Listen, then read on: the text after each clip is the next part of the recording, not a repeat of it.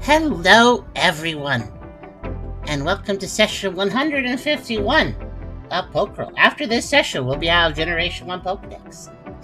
We finally reached that day. We're on mute day. Hello, everybody. I hope you're doing well today.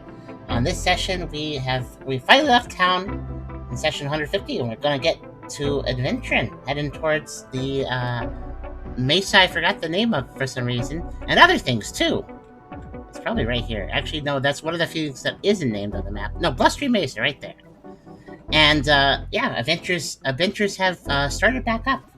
Post-town adventure has started back up, so we're going to probably see some cool stuff today. So, before I begin, of course, I will go ahead and say that if you like the video, do think about giving it a like, maybe subscribing if you feel like it. That's really helpful. And you can come over to Twitch if you want to help out too, and hang out with us. It's always fun to have you guys around, whether it's a Pokerole stream or something else. Think about coming by. It's nice to have a live audience, and of course, your feedback can influence the stream sometimes. Not so much Pokerole, but definitely other stuff. So if you want to come over and hang out, think about it. We also have a pretty cool Discord server you can check out, as well as a Pokerole Discord for this specific game that you can also access off of that. There is a coffee link if you want to help us directly monetize the content, which is very, very, very appreciated if you'd like to do that. Especially considering that I will now be turning off ads for Pokerole sessions for the sake of not interrupting. So if you want to help out, do consider it, because that is a monetary loss right there. We also have a cool merch store too that you can check out if you'd like to buy some neat little things. And of course, we have the Poke Pioneers Mirahis wiki link if you want to come on over and read about stuff involved in our Pokerole game when there isn't Pokerole going on, or just catch up on like recaps and stuff. And yeah, it's a really cool site. Go check it out. Links are all in the description. But hello, everybody on the table. I do hope you all are having, at the very least, a decent night. Hopefully better than decent. Seems like everybody's in better spirits than last time. Everybody was a little bit down last time. Not, like, depressed, but, like, I think everybody's a little more low-key last session. So hopefully everybody's doing better this time. I just gave myself a paper cut. Okay, that's not a great start. I also know that Kyrio will not be on mic today, I should say, because he had dental work today. He really shouldn't be moving his jaw. I hope that dental work doesn't hurt too long, Kyrio. But he will be, of course, in the in-game chat, so take a look there if you want to see what he says. But let's see here. And car should be good. Did the storm pass, you said? It's not fully passed, but it's no longer, like, rumbling and thundering. That's fair. If you do drop, we'll just be here. Yeah. I will try to give voice to what Kyrio is typing as necessary. They have currently given the chat finger guns. Pew, pew, pew. And Ducks All Around said, I think that's the highest session count in terms of PMD TTRPGs on YouTube. Probably. This is a long game in general, I think, when you consider any tabletop game, probably. I mean, it probably doesn't hold a candle to probably the longest tabletop games. I don't know what those would be, but I bet those are like a lot. In today's podcast, the role of Kyrio will be played by Karserus. This is true. I do believe that the original Critical Role went on for 300 plus sessions, if I remember correctly, but they played much more frequently than we do. Wow. Yeah. If you're not counting recorded sessions, I bet there's people out there that have like started a D&D game in their 20s with a group, and they're just still doing that with their group when they're in their like 40s or 50s. Well, usually it's not the same campaign that long, though. True, but it's not impossible. Somebody would be like, you know what? Let's just run a full generation of this campaign for like many, many, many years. Continue the same role, like be the offspring of your first generation of characters. And, well, that's still different campaigns. It's just an anthology game. Yeah, I guess that is kind of a little bit of what I'm saying, a little bit of what you're saying, where it is a different game, but also kind of the same game? You can have different campaigns set in the same setting and even within the same timeline. A campaign is specifically like a story from start to end. Mm-hmm. I see.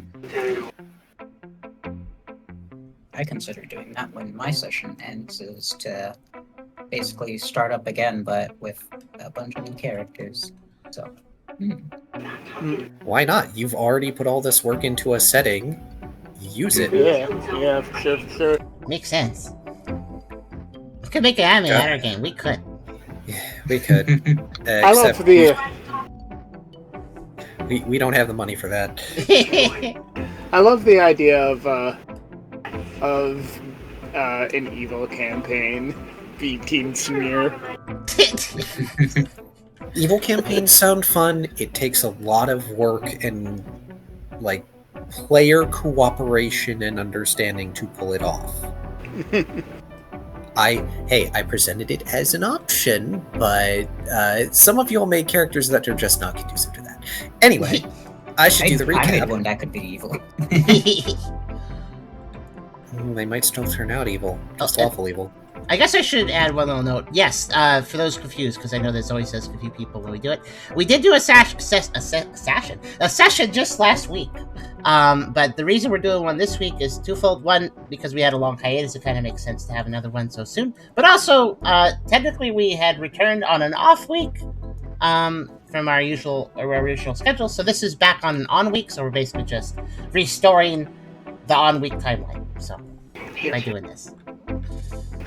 Yours truly is the one who is able to keep track of that, because I have had the same job since we started the campaign, and I get paid on the same every other week. Yeah, you were Track of which is which. you were the one that. Thank you for keeping track of that.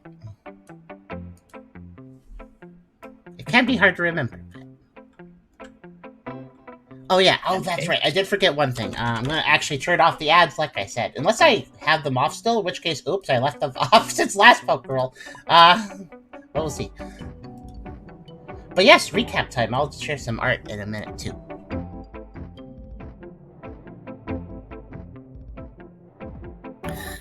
Right then. Last time was session 150. Boxes. Tucker returns to the team's base, and, on his way to inform Brooke, bumps into Ralph, who returned to base as well following his shopping trip and spending time with Mulwile and Georgie. After some friendly conversation, Tucker remembers the package he received from Rise and asks Ralph if he'd seen Noibat somewhere around the base. Ralph suggests he may be resting in the barracks in the underground part of the base, and Tucker follows his friend's advice. Like Ralph suggested, he finds Noibat pulling things out of his bag, and asks how Noibat is feeling about moving into the base. Noibat tells Tucker that he's fine, but Tucker notices he seems to be intentionally avoiding looking at him. Instead of pressing the issue, he hands Noibat the box from Rise, and he reluctantly takes it after learning who it was from before putting it down to the side. As Tucker turns to leave Noibat to his unpacking, he lets Noibat know that he would be willing to listen if, after some time, Noibat wants to talk about how the argument with Rise went, and then leaves. Day soon turns to night, and everyone rests before the final day of preparations.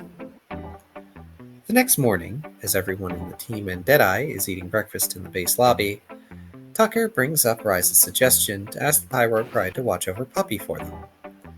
Brooke is in full agreement with the idea, considering they would already have plenty of experience looking after their own Litleo. Plus, he suggests that seeing the Pride look after Puppy might encourage the disbanded Shadow Scavengers to put some trust in the Pyro. The only caveat would be that it would add an additional detour to their excursion, but Ryder suggests they would be capable of teleporting the group that extra distance if the party gives them a brief recovery period after the fact. However, to avoid putting extra strain on them, Brooke decides that it may be more wise to send an advance notice to the Pride to request their assistance and travel on foot. After that, Tucker remembers to share with the group about Team Mischief's lack of notice following their leaving for the mission. Brooke promises to mull over having the team investigate the issue during the journey to the mesa. After some more friendly conversations over breakfast, the party splits up to finish their preparations for the next day.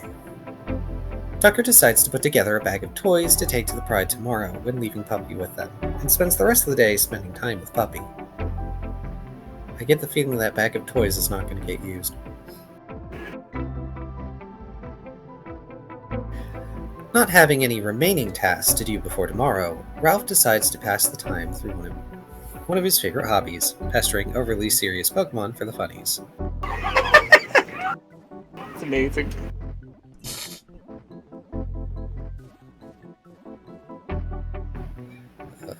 Sorry, I lost my place. I was checking something. He settles on lingering around Deadeye and joining him on a hunting trip for most of the day. During the outing, he knocks a skarmory out of the sky and, following Deadeye's advice, takes it to Blaze to use for materials. Brooke and Rida head to Pangoro's office and ask him about the location of Team Mischief. Knowing Brooke would likely try finding out where they went via other means anyway,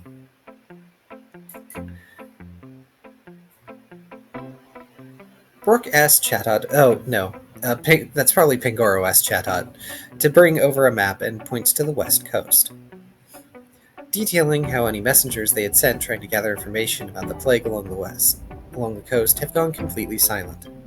Considering that Team Mischief had been sent there on grounds of investigating a plague in that area, Pangoro warns Brooke that, if he intends to investigate with Team Cheer, he would advise against going without any form of protection against illnesses, as most of the resources the guild had been provided to Team Mischief before they left. After acknowledging the warning, Rida speaks up, asking Pangoro if he had any knowledge about their mistress. After hearing Rida's description of them, Pangoro confesses that he cannot recall anyone with that description from his time in the Miscontinent. Rida attempts to recall more details about their description, and then mentions that they recall red erupting from their head.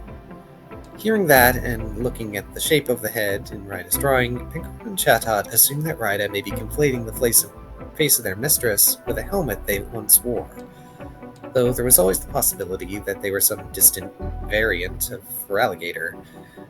Rida asks if Pangoro would be willing to share any more possibilities over what kind of Pokemon they may be, assuming the head shape truly was a helmet. And Pangoro listens to a few possibilities, such as Armaldo or possibly a Nidoqueen, though he would not be able to provide much of an idea of where to track one down besides, possibly checking out the Sand Continent. As conversation draws to a close, Pangoro... Wow, I'm messing up all of this. I'm sorry, Ennio. Brooke asks Pangoro if he would be willing to send a message to the Pyro Pride to request them look after Puppy for Team Cheer. Pangoro agrees, and before Brooke turns to leave, he hands the Feraligatr a message from a Salandit detailing sightings of a Rangaroo and Passimian near Cladle's cairn. He asks Brooke if he would be willing to spare some members of Team Cheer to monitor the cairn to ensure nothing happens, and Brooke agrees to let Hot Dog work as security, as well as Riley and Lizard once they return from Sea Spray. With that, Brooke and Rida leave the office. After returning to base, Brooke decides to check in on Noibat and see if they have finished setting up their sleeping quarters. He finds him reading a book atop a self-made hammock. Noibat thanks Brooke for letting him join the team, seeing as it would have been much quicker than making a team of his own and figuring out where they would sleep. Brooke decides to talk with Noibat about his own experiences as a human, having left his parents when he was young, and admittedly, regretting he didn't make more of an effort to stay in touch. Noibat is visibly hesitant to talk about the topic, saying that he couldn't handle living with Rise anymore. Brooke assures Noibat that it was perfectly fine to want to leave home, and that feeling hurt about leaving before those you were staying with were ready is normal as well. However, he warns Noibat that leaving isn't going to mean he and Rise are completely separated from now on, and regardless of whether the two are able to calm down and reach a compromise with each other, he's going to have to get used to interacting with Rise as part of his work in Team Cheer. So avoiding the discussion will only last so long. Noibat admits that he is reluctant to try to talk to Rise again because he didn't want to hear Rise worrying over his capabilities as a pioneer, and just wishes that he would actually trust him to be able to do things by himself. Brooke tries to encourage him by telling him that even if Rise might be struggling with the idea, that he will come to terms and accept it eventually, especially as Noibat starts putting in the work as a member of Team Cheer.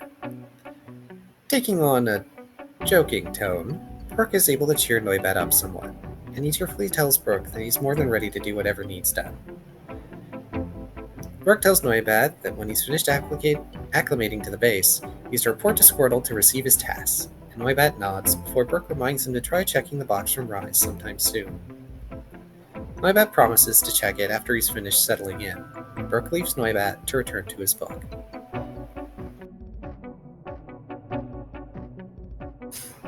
Meanwhile, Rida makes their way to Mawile's abode and asks to come inside, overhearing Mawile make efforts to, presumably, hide Georgie from them. Rida asks if Mawile would be capable of providing them with something of the catalog of various species of Pokemon that exist, similar to the stories of Pokedexes from ancient times. Mawile explains that she may have a few laying around somewhere, and looks through her collection of relics before pulling out an old book. She hands it to Rida and explains that it was a collection of Pokemon that were recorded to exist on the water continent. They begin scouring through the tome, and shows her the drawing of their mistress as they explain why they wanted the book. Mawile explains that, regrettably, a lot of the drawings in that old book likely wouldn't be in the best of condition, but she hopes that Rida may still be able to identify what they need in there. She also informs Rida that if the book doesn't contain anything that triggers any memories, there were currently a total of 3 volumes per continent detailing the Pokemon present on them, so it wouldn't hurt to keep looking around for other catalogs. The two exchange more pleasantries and converse as Rida combs through the tome. And Rida is caught off guard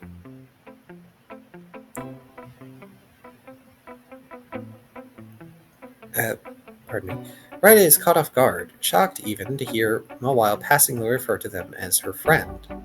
Mawile assures Rida that, even if they might not recognize it, that members of Team Cheer likely felt the same way about them, considering how much trust they place in them.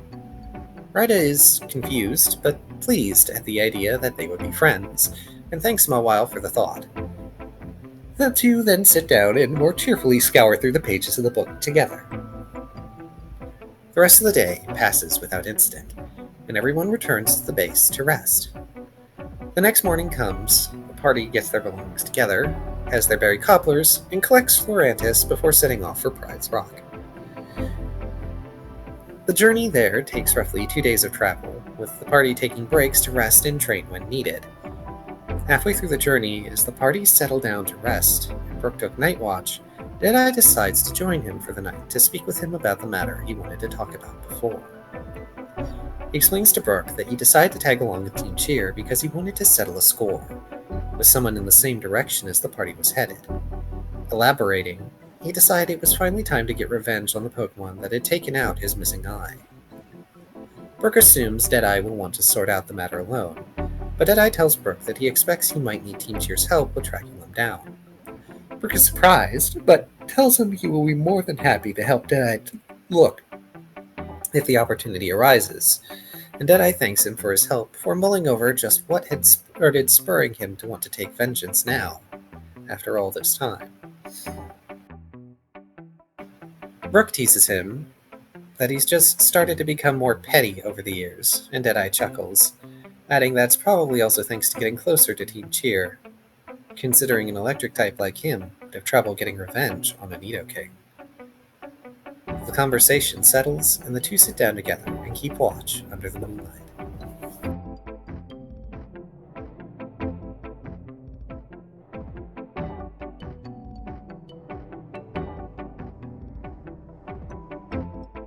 Excited to continue.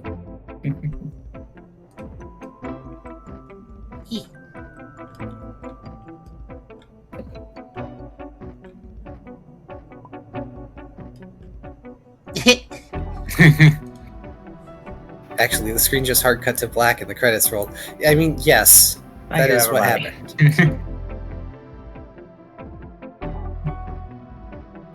Also, Kyrio, we don't do this every week because we tried and it burned me out super fast. We did try that? Yes, when we started. Oh. It was a long time ago, and I came to the decision, like, no, I can't do this every week. Honestly, that's fair. I needed time to recharge. You put a lot into this, so that makes a lot of sense. I'm getting unloaded.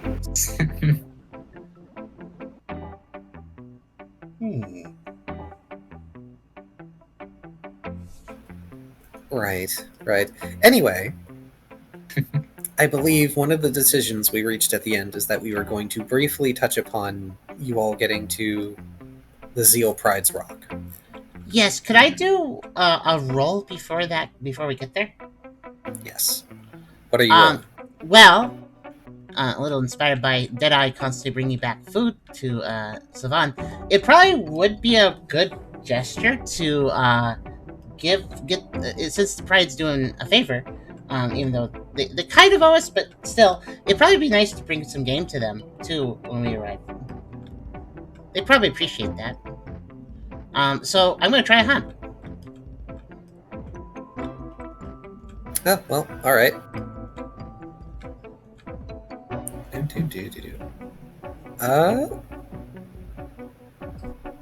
I assume I could just do that as we're traveling, or perhaps when Yes, we camp. you can do that while you're traveling. I mean, give me a tough survival. I believe that's a tough survival nature. Okay, that seems logical. Okay, 3, 4, 1, 2, 3, and 1, 2.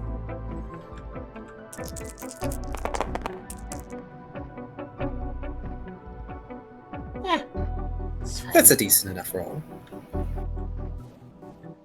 You're able to hunt some small game. Nothing particularly large, but enough that it would count as a small gift and or tribute. Perfect. Big That one. ones of a fruit basket, but with meat Fruit basket, instead. but it's just a game. I got you this gift basket. It's filled with, like, dead Pidgeys and Rattata. Oh, you shouldn't have. It's our favorite.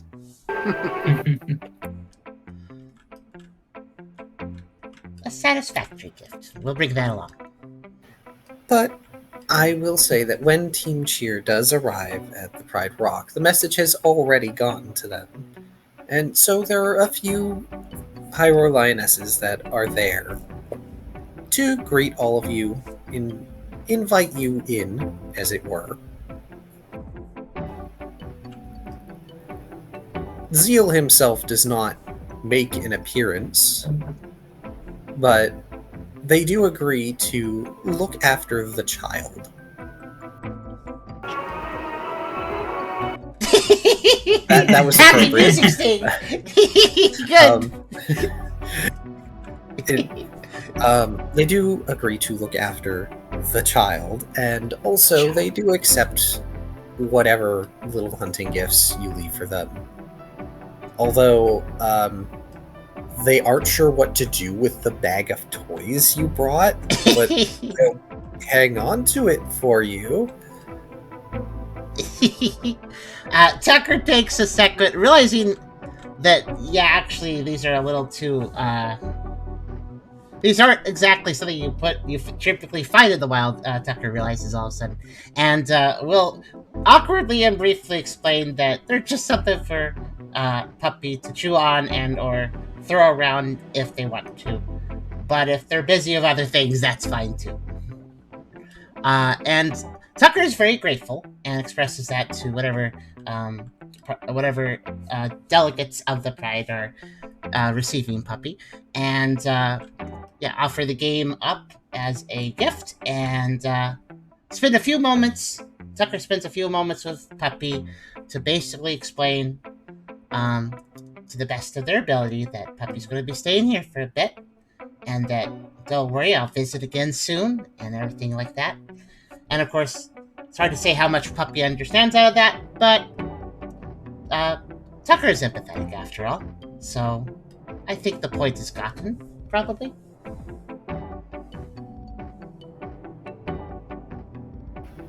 Puppy seems to understand having to stay here, though they do look a little sad when you leave.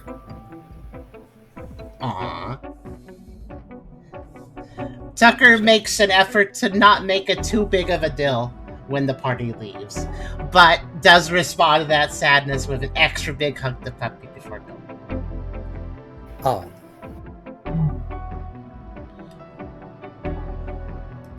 So everybody can give me an insight survival alert check if you want. Ooh. Okay. Don't worry, this isn't anything bad.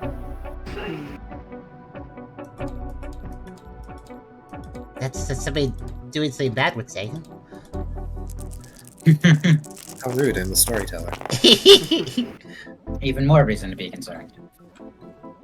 Oh wow, an order. I knew somebody had a good roll. There it is.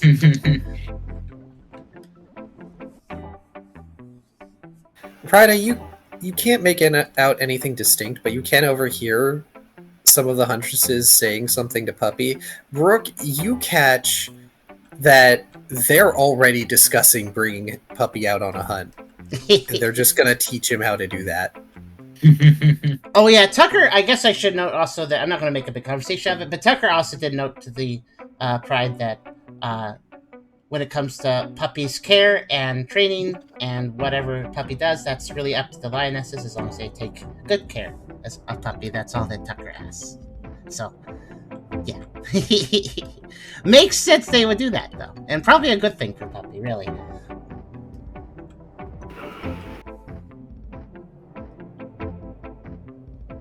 Tucker, with their small collected amount of tribute. Meanwhile, the lioness is thinking, oh, this will make a nice snack before we go hunting. Yeah, it's like, oh, this is a small breakfast before we actually get food.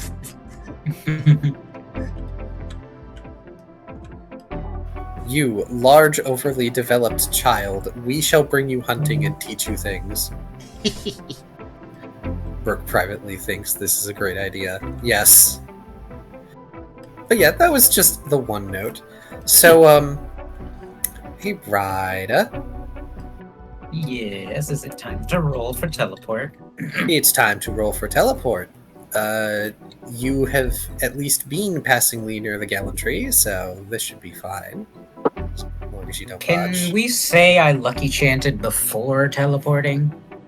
Just You haven't made the roll yet, so you're not trying to retroactively change it. So yes. okay. Would you like me to roll lucky chant as well? No, I won't make you roll lucky chant, but I will make you roll the teleport. Yeah, because that is definitely something Ryder would do, is prepare themselves before using teleport to boost their odds as much as they can. Special fight chant. Definitely makes sense. Yeah, I'm not trying to sabotage you here or anything, but I almost feel like Lucky Chant is a little too free. Well, it does wear off. Mm-hmm. Does it cost And there more? are... No, Okay. it's not a healing move, it is a support move. It's very good, but not many Pokemon learn it. Oh, I see. Ryda just happens to be one of those that can. And there have been times when I have denied or removed Lucky Chant. So Yeah. That's true. I guess you could always, as a storyteller, control it. yes, I am not worried about it. And positive things that happen are in my discretion. That's a good point. Technically, everything's in your discretion. DM discretion is Yeah, that's advised. 5. You got 5, yeah. Oh yeah, it is a 5. It's Solid middle roll. Thank you, Lucky Chant. also, if names are more of a thing among the wilds, this would be a cool way for a puppy to get a new name. Well, fly. It might inspire Puppy to give themselves a name, maybe. He could earn a title based off of Yeah. his actions. Yeah, that's what I'm thinking. I am annoyed by a fly that has chosen to annoy me now of all times. It had all day. Oh, we had that for 3 days, and then we finally got rid of it. Annoyance. Anyway, so Ryda.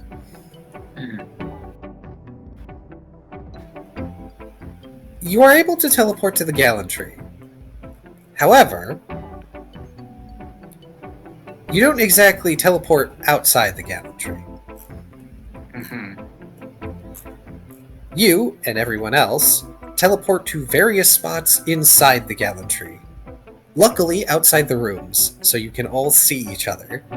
But you're just Okay. all in at various levels in the gallantry. Oh. Did anybody end up anywhere weird? Who wants to roll a Doom die? Okay, I'll do it. I do. Oh, okay, you go ahead. I teleport. I dictate where everyone ends up. And by weird, I mean either a space that should have been is a space that's locked, or perhaps even a space we didn't know existed. Hey, refund. I mean, I don't know. Maybe they have a secret room. Okay, Tucker and Rida both happen to be on the topmost level of the gallantry. Whoa, good view. Mm-hmm. I don't know how many stories up that is. I forget. 3, Yeah, decent view. I figured as such. 3, 4, something like that. We have a map of it somewhere. It's We do. on the back It's of one of these. It should be in. Actually, I'm not Let sure me what check. bake it would be in. Efficiency bake, probably. Probably because it's not in the DM bag. I know that. Oh, that's it, I think, 'cause Like- it's the wrong size. Hang on. There it is. Oh, Yeah, it's very big. There it is. yes, that's the sketch, not the The full actual thing. layered map. Oh, right. There's two of them. Yeah, I Oh. remember it was like you can change the state of it and it changed which layer, I think. I don't think it was that complex. I do remember there was multiple layers. Remember that you can hit F while in a bag to flip the thing to see if the other side is what you need? I just remembered that.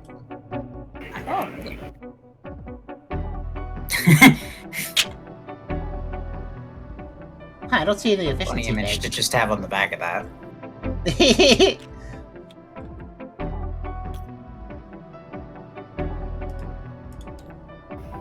I mean, it doesn't really matter. Yeah, because we're not gonna be here You very can use long. our Oh. imagination. Oh, it's right here. It's in the trash other bag for some reason. I think. We need to get out of the bag so I can pull it out. Oh, sorry.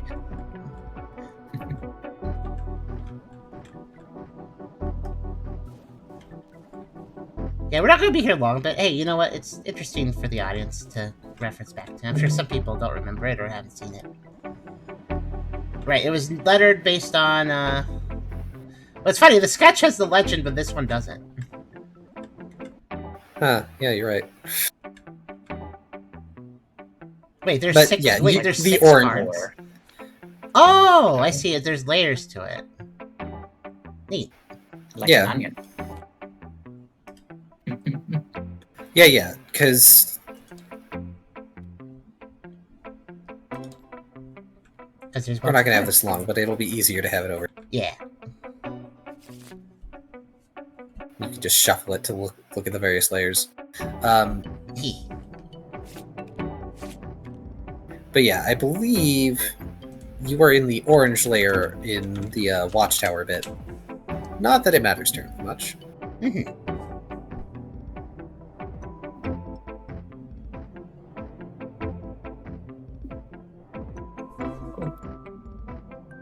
Well, I suppose getting our bearings around the place, we should reconvene.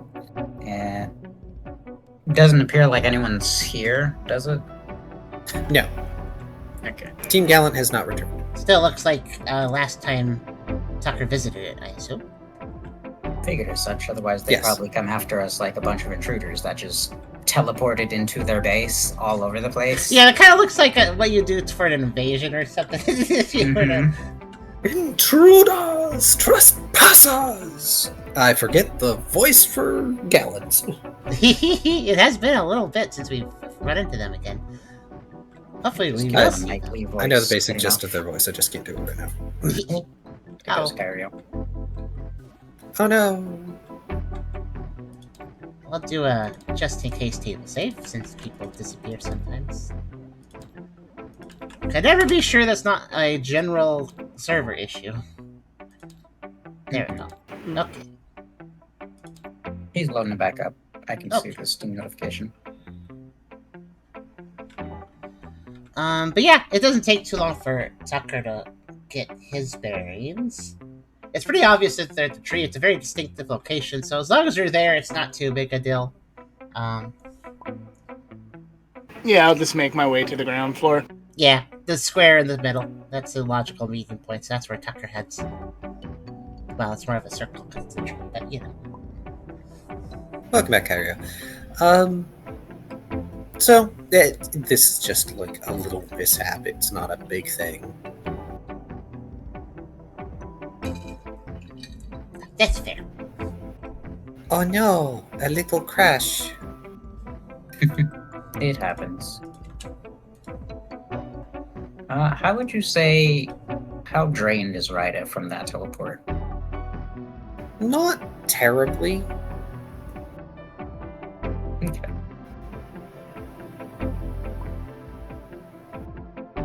Everyone in one piece? Brooke asks everyone in the vicinity.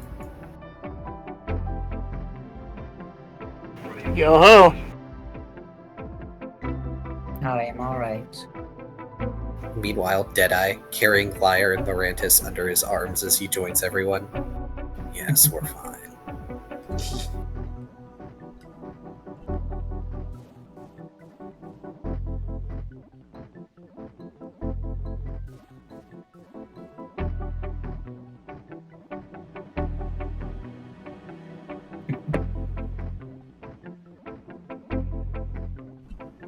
It also helps that Ryda isn't severely wounded and exhausted from fighting.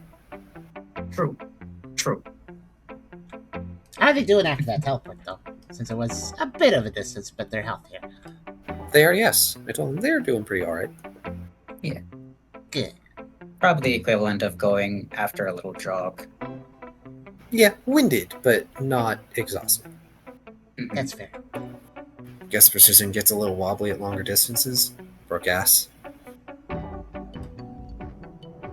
I have less accuracy over... Brain just shut off mid-words. That is correct. It doesn't help you don't have your usual scrying method either. I know. Maybe I should give Ryda a mirror. A new scrying tool that is reflective. That might be useful.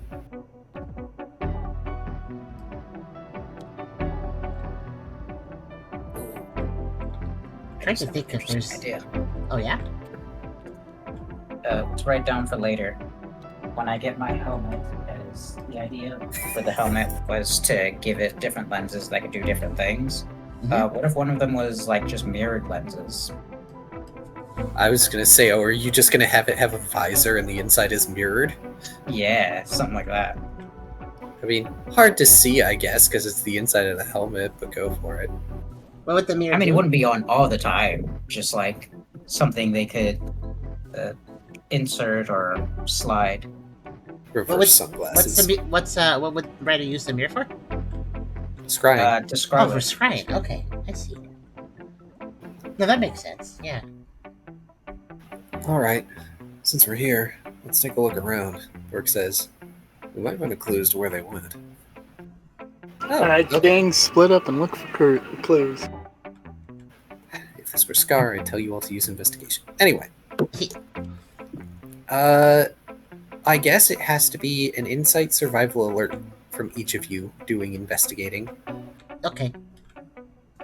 Tucker will just try to go somewhere that nobody else is going. Check out rooms that nobody else is going. Let's see. Deadeye is generally disinterested in trying to find out where the pompous knights went. Like, again. I'll totally check out the cafeteria, man. Ooh. Brooke also seems very disinterested in where the knights went.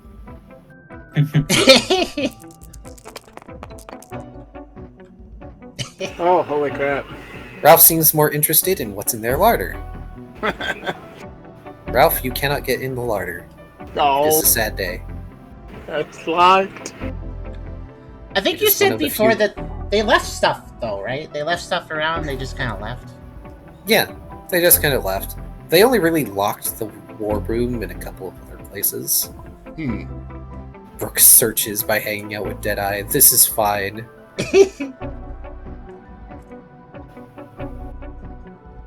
Would Tucker be Scooby if Ralph was Shaky? Well, Hydra, considering the roles, it seems like Ryda is Shaggy at the moment.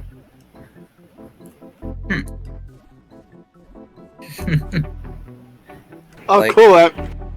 Wait, So I'm not even the dog, but I'm not even the dog, but I'm Scooby. It's great.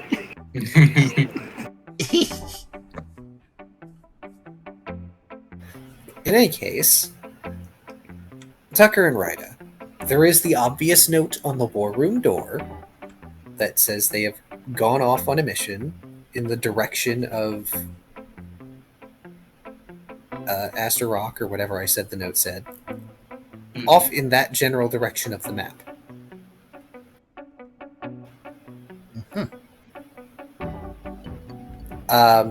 If you feel invasive, you do find the personal journal of Uno. I'm sorry, this is Tucker that's finding this, right? Tucker and Ryda. Tucker and Ryda together. Okay. I don't know. Is Ryda gonna be invasive? Yeah. Okay. I mean, we're trying to find where they went. Yeah, Why that's are we true. gonna just be like, we should respect their diary? No, like, we gotta check for clues here. What if they're being murdered or something? I think Tucker Just would have been skim it, nosy, at but I least. think there would have been a pause because it is a private journal. I don't think Ryda would have had a pause. No hesitation. Just, oh cool, a book that could probably give us some more leads. Dear diary, an intruder is actively banging down our front door.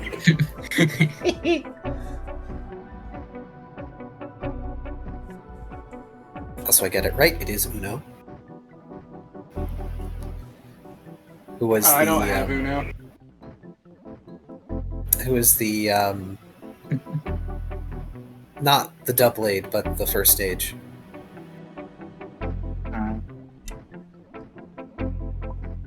Oh, Honesh.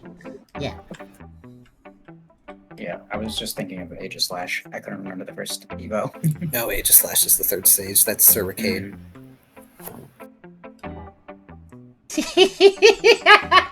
Sorry, you just made me realize that if the Swords wanted to keep a journal, it'd just be torn pages with scratches in them. That's the letters. They have hand sashes. That's true. They could be more delicate than that, but I'm just thinking that's funny. They had more hands than Tucker has for the longest time. That's fair. That's fair. I shouldn't make fun of them.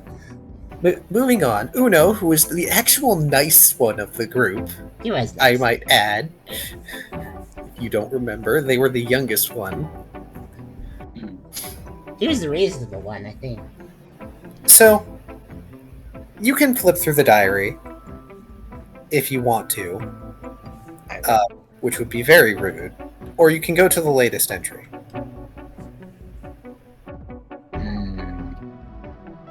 Maybe a few back from the latest entry. I'm not making up journal entries. There are a couple of journal entries that seem sort of mundane and everyday. Most of the ones before the latest entry are at least a couple days apart. You can assume that not much interesting tends to happen around here. Or at least not much interesting happens with Uno. Except when they get sent off to go do something. They're The typically last like the entry. squire, right? So they would be probably getting menial jobs. Mostly, they're also the one that Riley kind of bullied. Yeah, I remember that. Aw, yeah, that's when right. we left in the stump Yeah! and just kept going. The one that just got stuck in the ground and had to sit there for a while. Everything got worked out in the end. The latest entry in Uno's journal says that they aren't sure why Sir Gallant is so worked up at the moment, but the entire team is being gathered to go out to the west because of something that is going on. And part of the entry states that Uno overheard that this has something to do with Sir Benkei. But they don't understand what Benkei could want out there, since Benkei and Sir Gallant want the same thing, as far as Uno knows. Like, to help the people of the continent. Remind me again who Benkei is. Benkei is a Bisharp, and they are effectively the knight rival of Sir Gallant, and they appeared very morally gray and pragmatic. They appeared very briefly with their lieutenant, which was a black Sizor. I think we saw them briefly. We also, I think, saw some Poniards at one point. Yes. Recently, in fact. Yeah. I believe that was Tucker who saw them recently during your trip to and from the Seamstress. I can't remember what they were doing, but yeah, they seemed to be passing messages along. Like they were chatting with each other and then ran off. Kind of like relaying scouts. I don't think Tucker ever noted that with the team. That part particularly. So I don't believe so.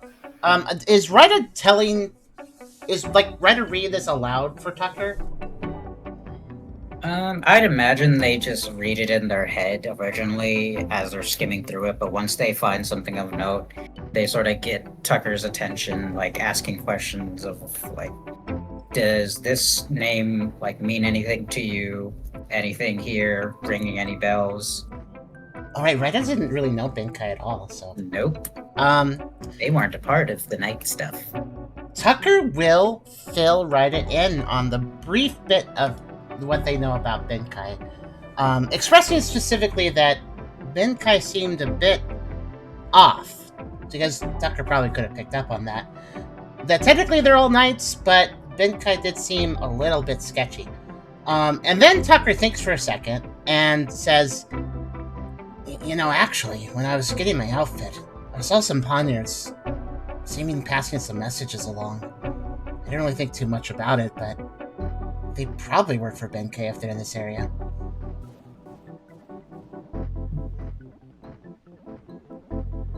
Perhaps they were relaying information based off of the gallantry's exit. Maybe. But it probably involves whatever we're trying to find out here about this.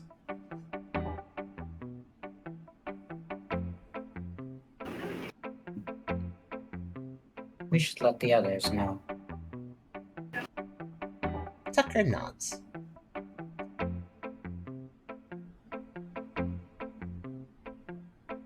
I suppose if there's nothing else to investigate, we try to meet up with the others.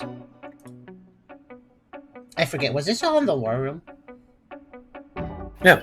Okay. This would be in Uno's room. Right. We didn't break into the war room, technically. No. Yeah. You can. It's an option. Like, you can break in and take their stuff, but they're not going to appreciate it. No. Tucker wouldn't do that without Brooke saying, like, I think it's important that we break into the war room or something. Me turning to the other half of the team. So, do either of you want to break into the war room or the larder and take their stuff? I mean, there could be stuff that would go bad otherwise, you know? There is the option of breaking in, not to thieve, but to just find information, but that could arguably leave it unlocked for anybody else to go in, so. Yeah. Ultimately, I don't. I try to justify it in my head, but I'm like, yeah, I'm a good guy. I can't get none of that.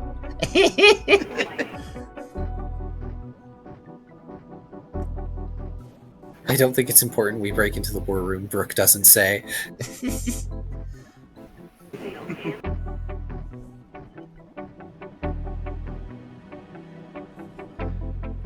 But yeah, I guess the pair would go back to relay to the others what they did find.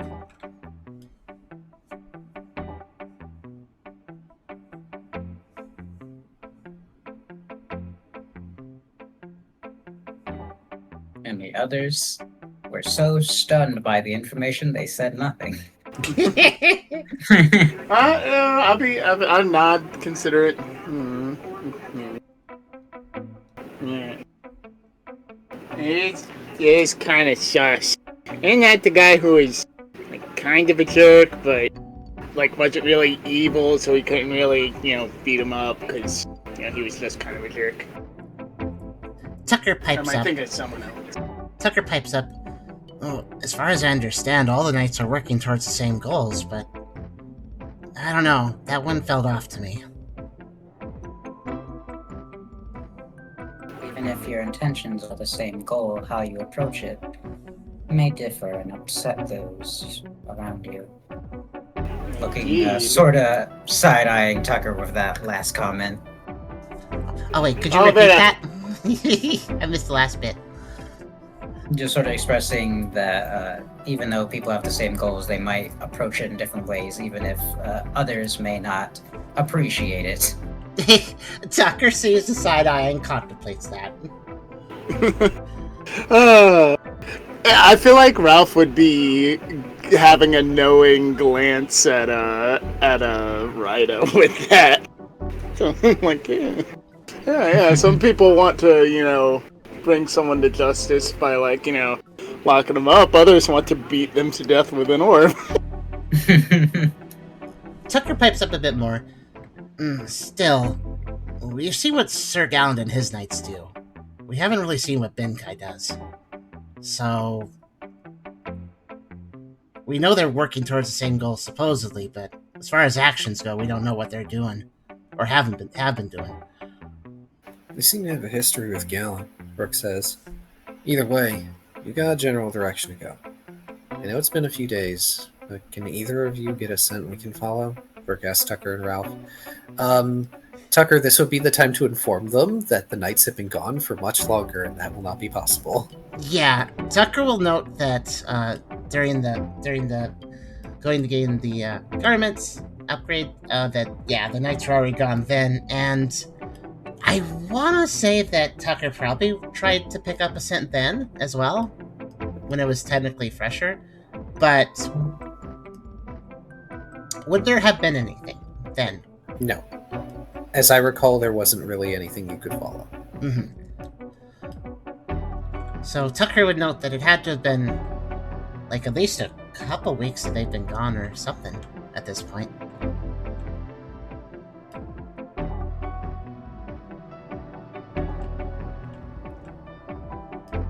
Who discovered the war room was locked? I guess that's pretty common knowledge, but okay. Tucker will... Oh, go ahead. I was going to say, remember, you discovered the war room and the note the last time you were here. Yeah, okay.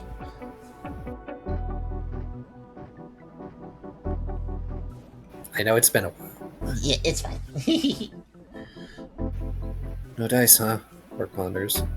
And you haven't met the knights, so I assume scrying is going to be tough too. Burke addresses Ryda. Unfortunately so. Tucker thinks for a second. Well, there is one place where there might be more information, but we'd have to break in. The war room. It's where I found the note in the first place. It was on the door. It's still there. Yeah. I would actually go so far as to say Ralph and Brooke could have just looked at the war room door and seen the note there. Mm-hmm. Like, if you want to find out what somebody's doing, especially if it's like a big important thing, the war room might have that information. No, I could probably get inside. I'd pat my belly. I have the master key to most locked doors. Hey, I have a question. Is it locked from the inside or the outside? Probably the outside, because they can't get out from the inside.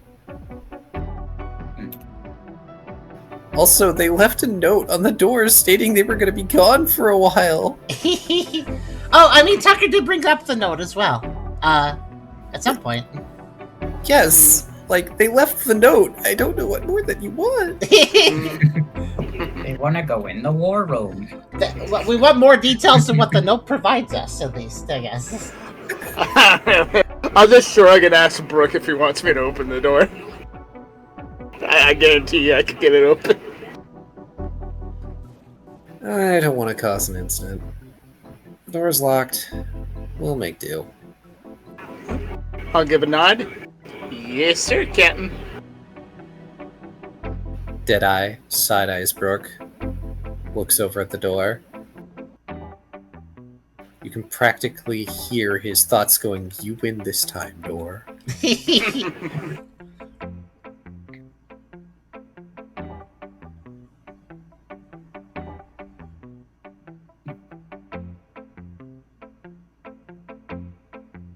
I mean, given the fact that Tucker literally, for the greater good of the base, sold for them briefly, Tucker's okay with snooping, but not if it causes destruction or they can tell, basically.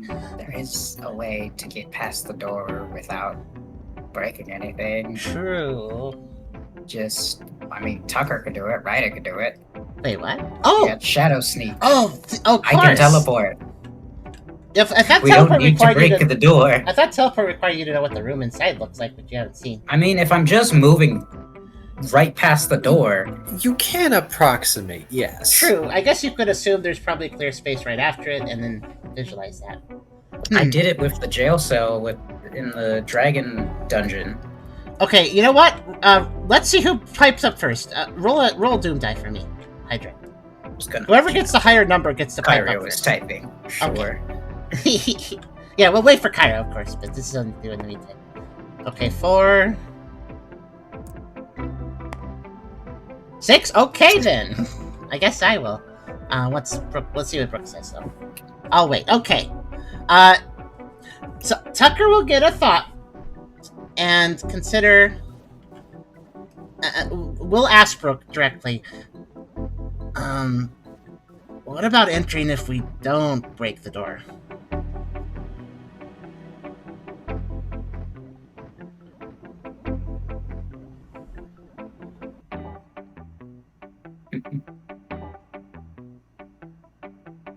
You have technology. And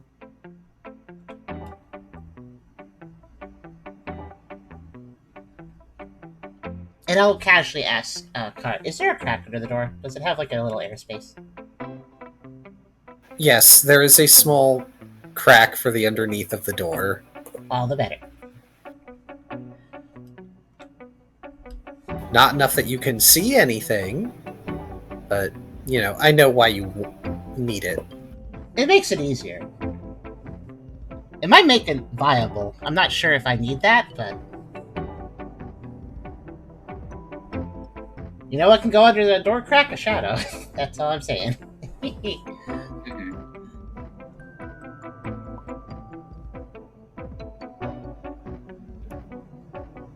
Brooke looks at Tucker. Well, I still doubt there's anything particularly useful in there. But sure, if you can get in and out without opening the door, then fine. But don't linger too long. We've got a lot of ground to cover. Tucker gives a toothy little, kind of big Green at this point. Yeah, I won't take too long, just a little curious, and I think I can shadow sneak this. And Tucker will go to the door. Of course, Reddit doesn't have to just sit around. I was just seeing who would pipe up first. Reddit can also join in if they want to, of course. Yeah, they were gonna follow you, just sort of to make sure everything was alright. Like, they step up beside you, just giving, like, a nod, like, yeah, I'm coming. Okay. I guess the question is, how would the shadows cast? Would there be a shadow outside the room that casts underneath the door? Or vice versa? Or anything like that? Not really. Okay. Not in this time of day. I'm not sure if the room's like wait, there's a roof over that I am area. wrong. I am wrong. There is an overhanging balcony. That's what I was So wondering. That's what I thought. there might be a little shadow. So there should be a little bit of shade, just enough to work with. Okay. All right then. I will shadow sneak. Dex Survival Stealth.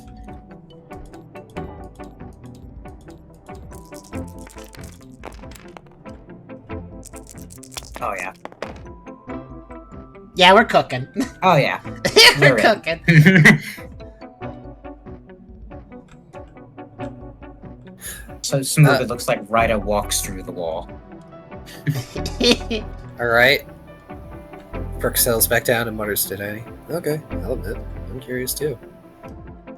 Actually, if Ryda is really quick about it, might be able to work off. Tucker might be able to work off your shadow too while you're in there. Mm-hmm. So that's what Tucker does. So we'll work off Ryda's rather small but still existing shadow to form a little space to the ground in the shade of the balcony overhang, and then we'll pop shortly afterwards back in Ryda's shadow. Meanwhile, Deadeye, sitting outside with Brooke, holds up a 5 poke coin. I bet you 5 poke they take something. Oh, Ryda, you actually, it might be mildly intimidating, because when Tucker was a Puchina, the Shadow Snake would just make a little rift, but it's quite a bit bigger with this rather large Mayina body. So it's almost like this a void pit that forms right next to you when Tucker comes out of the shadows. Well, remember, you can climb in and out of existing shadows. Yeah. So you are able to climb out of the shadow that is under the war room table, and in fact, the entire room is kind of dark. It's not been lit for some time. That's fair. Then it's not hard at all to pop out. That's good. Indeed. Don't have to. It's not a squeeze. Good. In fact, Ryda, it's kind of dark enough that it's hard for you to see a little bit. Not so much for Tucker. Yeah, figures. I will ask actually, since I have such a large Mayana body, if I were to try to sneak through a very small shadow, would that actually even work? It can, because of the way that Shadow Sneak functions. It would just require a bit of a squeeze for you. I'm running those cats that like somehow squeeze themselves underneath the door because they really want in a room. Why am I picturing a slug cat trying to like an oversized slug cat trying to fit through one of those doorways?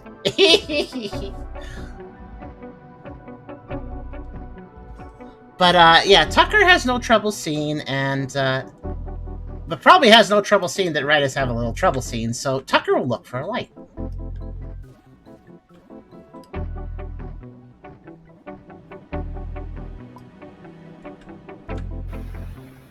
I take you up on that, but I'm pretty sure Tucker stole one of these tapestries last time we were here.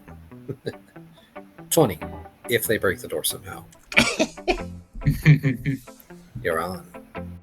I say they take something without breaking it. Does Ralph have a comment on this bet that's happening? Probably right next to him. Feels like something you care about. He just like casually betting on how destructive your team is. I mean, I guess we're pretty destructive. Also, I'm going to say we can move on to Dungeons 1, number 9, just to have some new music. Okay.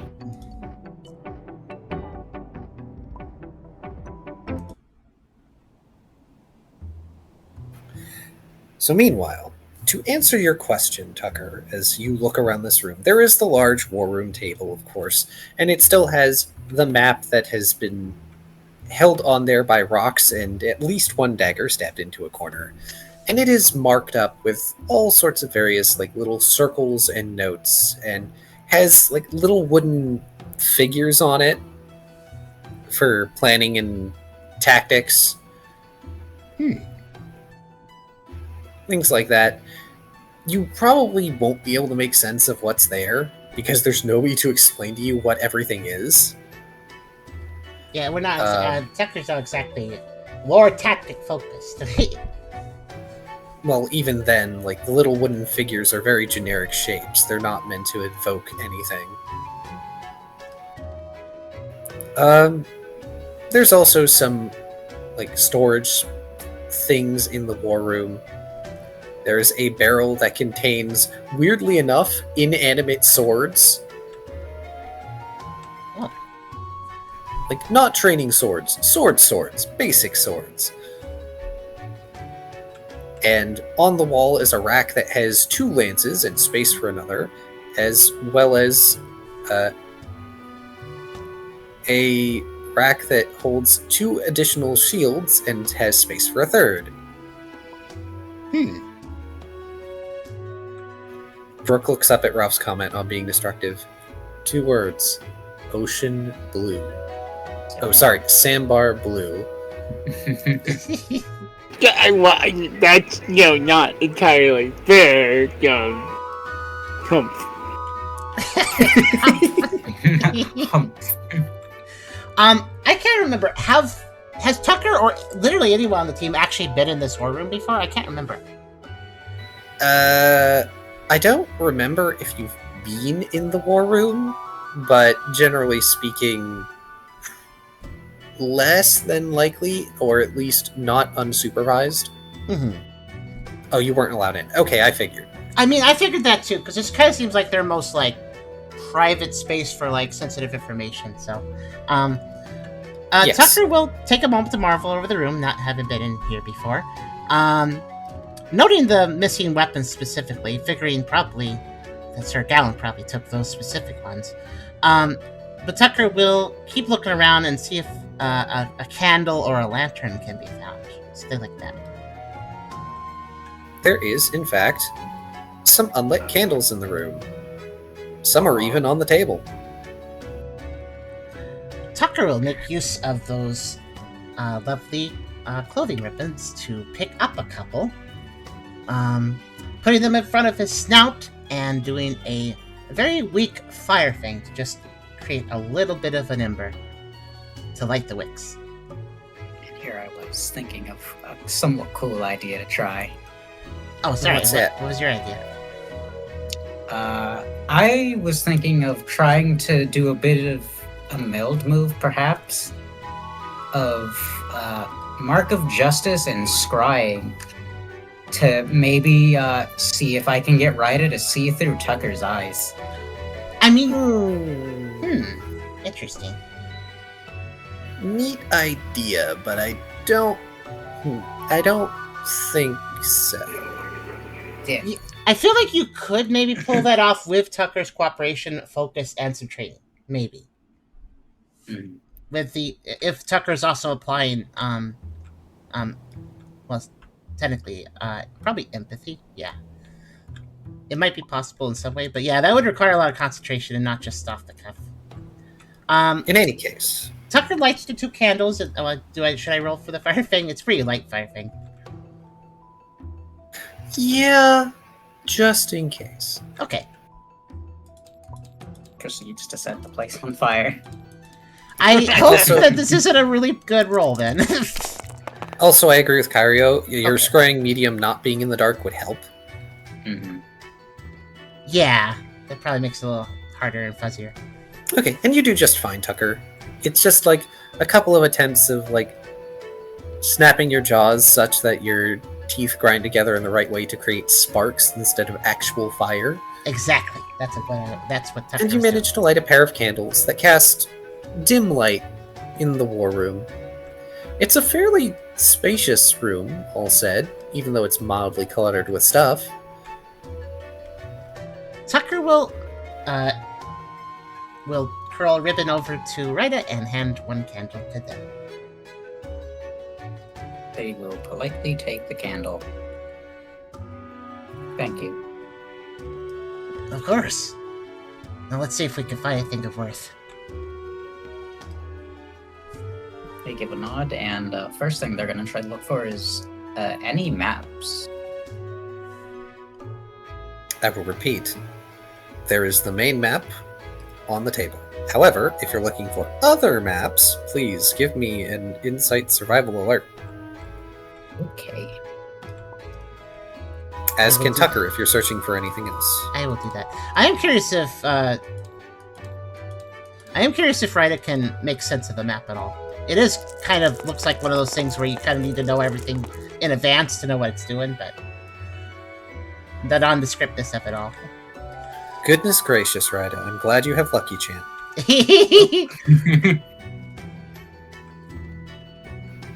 So that's at least 4. Right. Tucker, is there anything specific you're looking for? Any sort of other, like, written notes, like a journal, but maybe for writing down, like, war plans or something, or basically what tactical actions they plan on taking, and specifically, of course, the most recent entries of something like that existing. There is a shelf to one side that has rows of tomes in it. And some of them are pre-written tomes, but others aren't as neatly marked. And an entire shelf is dedicated to a series of them that has fancy binding on it. Tucker will grab one of the fancy ones, probably the last one of its set. The most rightmost one probably would be the latest. So that's what Tucker goes for. Do you open it and read it?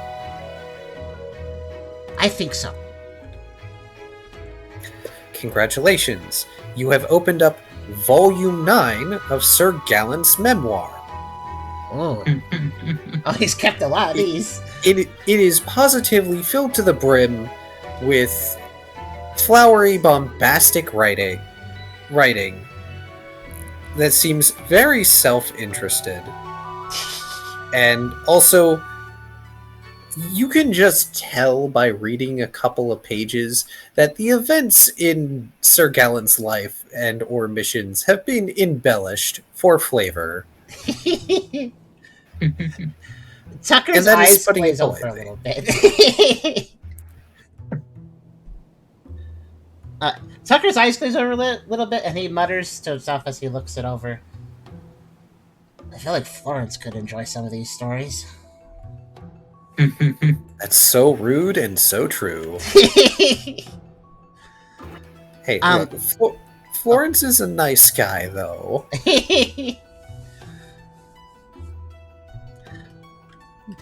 Tucker will nudge Ryda and share the book. Partially just to get help read it, because it's just so dense with the floweriness. This seems to be Sir Gallant's memoirs. The latest volume. Tucker sort of rolls his eyes. Maybe this has something for us? Ryda, before Tucker does that, you do find a barrel that has a number of rolled up scrolls, of which some of them look more arcane in nature, but among them are a few maps of more localized areas, some of which you don't recognize.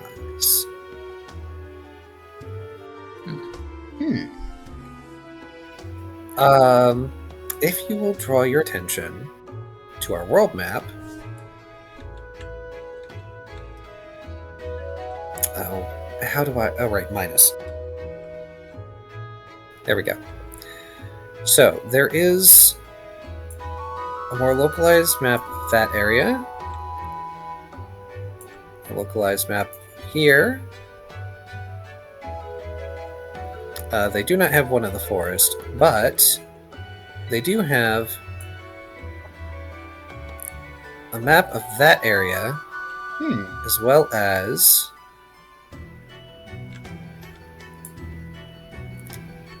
a map that's a bit more zoomed out than the others, that looks like it has two large geographic, I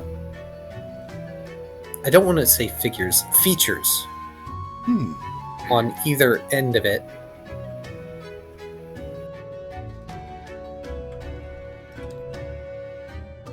Well, I'm interested in both of the two that, aren't around Cave of Mirrors or Savantown. Is there anything down here in this southern map? So, as Tucker is asking, the The Dragon's Path entrance is kind of near where that lower map is, That's but what it I would not thought. be marked there. They would not know about it. Okay. Most of those locations are a secret. I was wondering if they knew about it. That was actually interesting if they did. That map seems to depict, for the most part, a large blackened forest.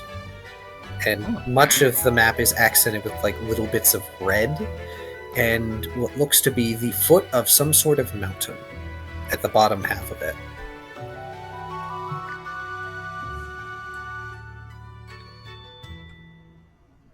There are some notes, like little scribbled ones off to the side as like a key. I believe you'll have to forgive me. I need...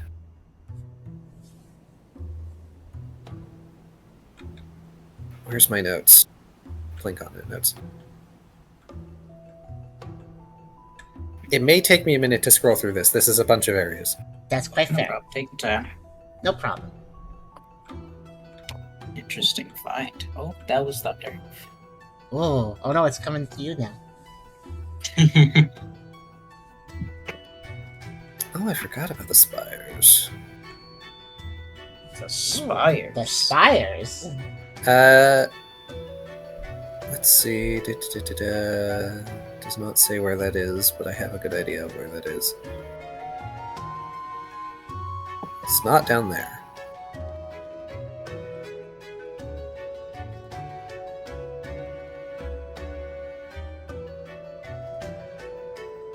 By the way, audience, if you're a real PMD fan, tell me what this song is. It's actually a remix.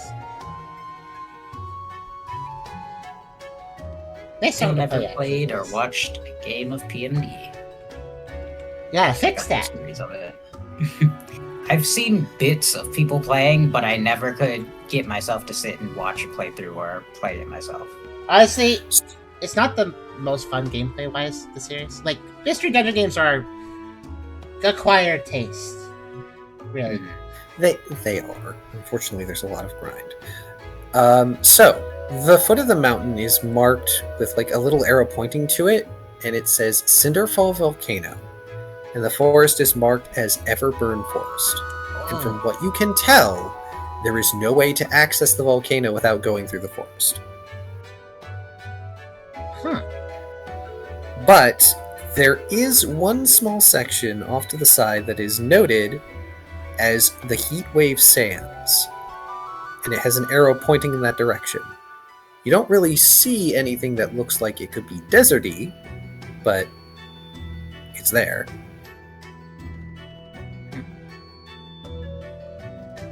Ryda will definitely jot that down in their notes before putting that scroll back. Smart idea. But as for the other one, they will inspect that one and take it with them, because that seems more like where they should be heading to at this current time. Oh, the map. That It's also is- where we were heading for our mission, technically, so you could argue it's a useful map. So, this map is a little rudimentary. It was likely made from some amount of distance. But you can tell that on the right side of the map, it is marked as Aster Rock, and it is the larger of the two big geographic features. Whereas the left one is labeled as the Blustery Mesa. And in between them is this sort of vast expanse that, based on the map, is mostly flat and or featureless, but it occasionally has like little accenting crack marks on it called Dust Flats.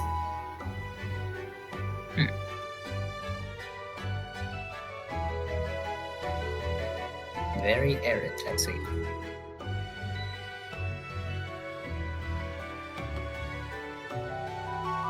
Oh, I'm going to pocket that map.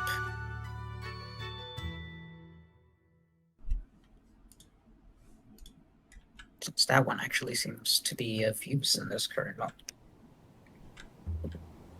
And at that point, Tucker would have gotten to you after having glazed over for several minutes with the memoir to show you the memoir. It was probably you had time to peruse the maps. Tucker had a bit of a brain shutdown reading this all. But yes, after Tucker approaches Ryda and sort of shows off the book, expressing interest that it might have something of use, Ryda will take hold of the book and look over it. Immediately sees that it's very flowery text and eccentric, and is kind of the opinion that this is probably useless. But they will still skim over towards the end to see if any relevant information is shared.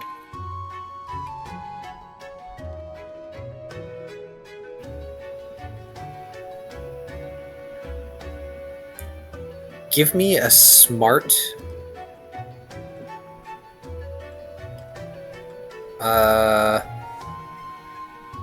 just give me a smart survival logic check to see if you're able to parse this nonsense. Or just handle reading it that much. Gosh, I'm starting to treat it like the KIY book. Oh boy. That's a 4 at least. Yes, that is a 4. So, the most you can get out of the last pages of this memoir, and like half of this volume is empty, so he's still writing it.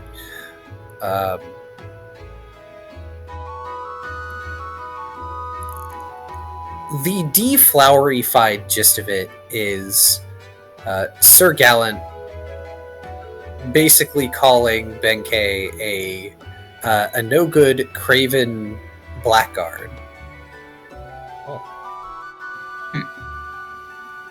Something about imprisoning an entire city, and they are off to go set things right and set Benkei back on the right knightly path.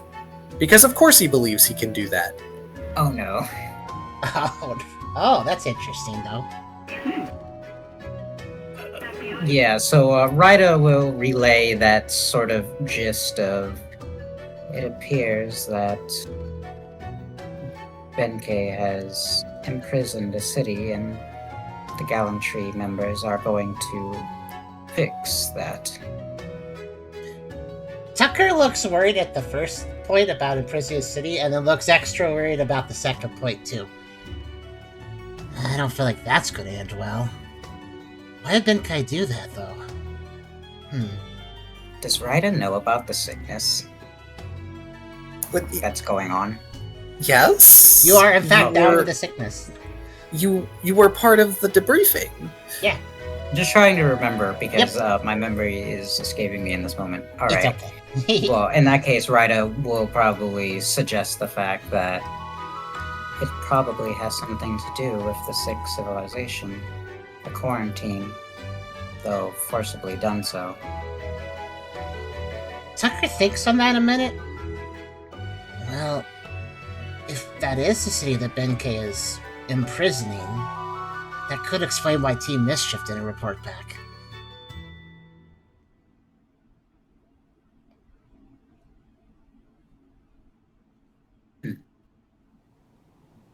It's possible. I don't know how many cities are over there, but... Also, yes, fair. I know it's pronounced blackguard, but I pronounced it specifically as it's spelled in the English language because that is the way he would say it. Very fair. Tucker will nod and say, "Good find, Ryda." They give a nod in return and show off to Tucker the maps they found. Tucker will find those rather interesting. Are you showing off the volcano one too? They do pull out the volcano one, but primarily show off the one of the area that seems to be where they're heading. Yeah, Tucker will note we'll probably make a small mention about the volcano one that they haven't been over there specifically, and wonders aloud why Team Gallant would have a map on that space. But focusing on the main map of where it's actually they're heading towards, Aster Rock and Blustery Mesa on it, Tucker will nod and agree that it's probably good that they remember that information. Agreed. But after that, they'll hand you back the book and put away the maps. Tucker will put the book away. You're keeping that one map, though, right? Red is keeping that one map. Tucker will note that Red is going to actually keep one of those, and will mention we should probably return that later, but I guess it serves us more than them right now. I do intend on returning it once we find them proper. Tucker nods to that. Then they're gonna check the big map table to see if they left any marks on there for their current objective. Alright, and then I need a smart contest etiquette. Etiquette. Look, it's not like they've got some big railgun hidden in the war room that they can accidentally activate and break the door, okay? And there's nothing in there to attack them, so I'm sorry, bro. Your only chance was Tucker accidentally setting the place on fire. Boy, that would suck. No more gallantry, everybody. Listen, we're just borrowing a map. It's like a library. You don't break the library to borrow a book, so... So, Ryda, from what you can tell, most of these marks are just areas of interest.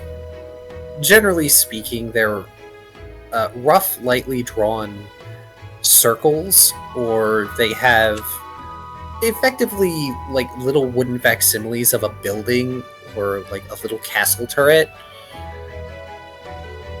set in places where there's, you know, civilization and thus places of interest, and then a bunch of little basic shape icons they put in places that you have no idea what they could mean, because of course they're not there to explain, yes, this is this thing and this is that thing.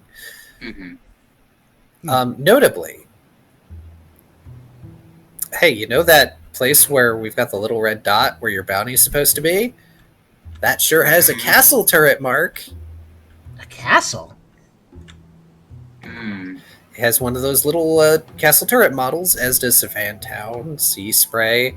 Oh, you mean a castle turret? Are you talking like a rook? Yes. Oh. But, like, it's rectangular. It's not circular. Like I said, a rough facsimile. There's also one by the Pride Rock, and there's one up near where the hamlet is. Probably because they heard about it. And there's a couple of others that aren't marked on this map as well. Settlement. But yes, it denotes a settlement. Alright, we'll make note of the fact that their target appears to be in a settlement on the peninsula. And now they know that there is an actual settlement there. One large enough to be noteworthy. One that they know about. And it should be of interest. Just to put it out there, that the Knights seem to know more about where settlements are on the continent than the Pioneers do. Because this world map is technically based off of places you've been, and a blank map that Ralph got that was effectively an atlas.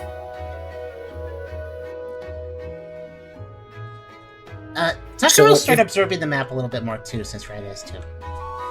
The table map. So just as another minor note, like, if the Pioneers know about all these other settlements, you haven't seen a map where they have them all marked. Does Savantown and Sea Spray have settlement markers too? Yes. Yes. Then it probably doesn't take Tucker long to figure out those are settlement markers as well. Does Snow Red Hamlet have one? Yeah, he said it does. The general area, not the specific on the hamlet, because they heard of it, but Right. know where Okay. it is. They really are trying to map out the whole place then. Interesting. The Gallantry is a fairly central place on the continent. They can wander off and go do things. And, especially when the Zeal Pride is like, no, you can't be doing this anymore. Go away. It's like, fine, we'll leave it in your jurisdiction. We'll go help people elsewhere. Good day, sir. But yeah, And they don't... Just to, peek behind the curtain for everybody, they don't operate like a standard team. Sir Gallant delegates who goes where and does what. And at least one person, either himself or Sir Arcade, is almost always at the Gallantry. So if one of them is going off, the other is staying at the Gallantry to take care of things. The fact that all of them have gone somewhere, it denotes that he thinks this is highly important, enough that they can just leave their base entirely undefended.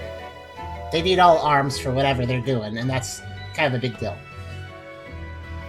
I'm wondering if Benkei has an army. Definitely has Out a of few here. powders. Yeah. Considering how many Poniards Team Cheers saw the last time Benkei was around, that's not a huge stretch. Imagine Benkei evolved into a King Gambit over the course of time that passed. No, I don't like the look of King Gambit. Ah. That's fair. Also, that requires fighting other Bisharp. I mean... But yeah.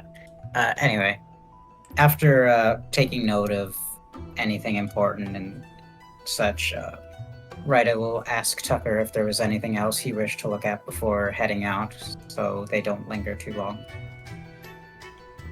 Tucker gives it a thought and then expresses, I'm a little curious about what other things the Knights get up to, but that's not the time or place. Yeah, I think we've learned enough here.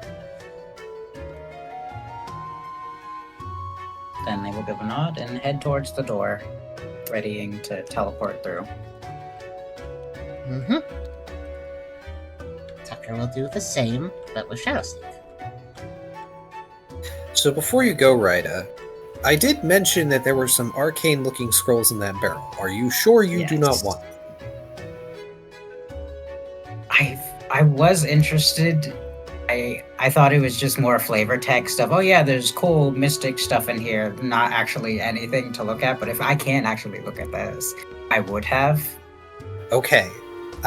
Yeah. The I thought it was reason just I called flavor it- text thing. The reason I called it out is like, okay, maybe they didn't realize they could have looked at that. Yeah, I didn't. I thought it was 'Cause I- just flavor text. I kind of assumed that Ryda would sift through all of them. Yeah. At the same time, them looking through the map, since it was already a barrel of scrolls they're looking through. Yeah, you were clearly looking for maps, but also, arcane knowledge. Mm-hmm. Since you're on a time crunch, would you just take them, or would you try to decipher them then and there? If there's something I need to decipher, then I couldn't do it then and there. Well, is it like, translation, or is it more like just recalling what does this mean again? It's like deciphering a cryptogram. And these look important, right? So it's a sit-down puzzle. You'd either have to bring it along or not bring it. Yeah. Yeah, and there's two of them, but if you take the Everburn Forest map... I didn't. will- I left that one. Okay, never mind, I'll delete Yeah. that.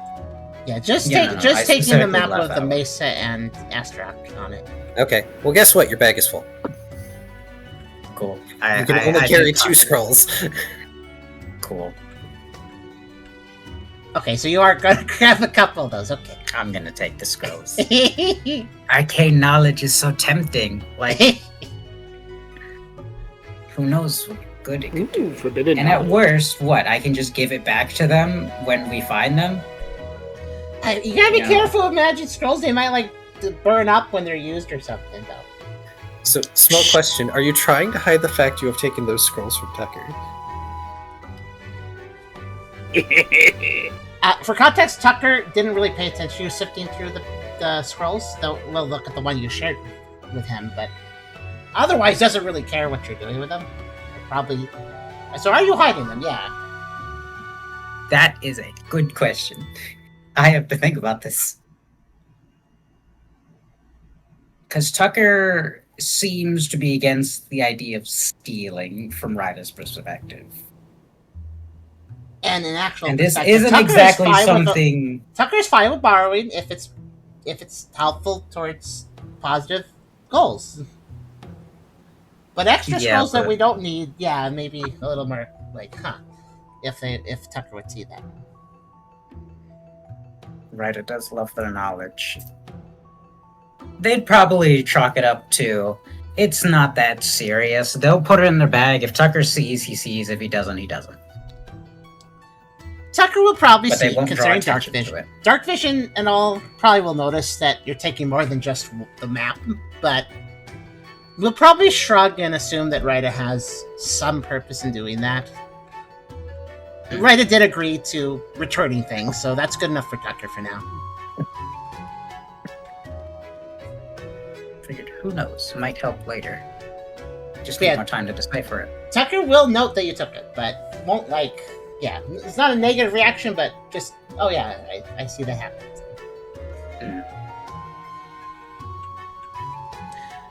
But with that being said, yeah, Tucker will go Shadow Sneak again. I guess I'll roll it again. Yes. Go ahead and roll to leave. I'll let Tucker do it first in case he fails. Roll That's to fair. leave the locked room.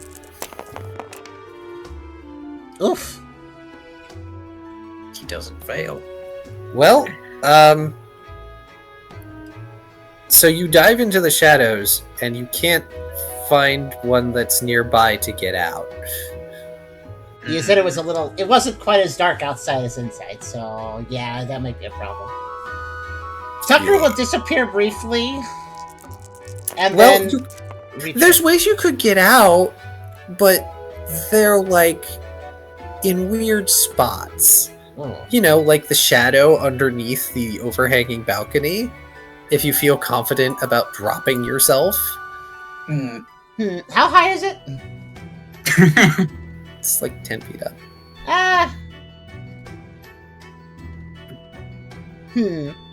Okay, you know what?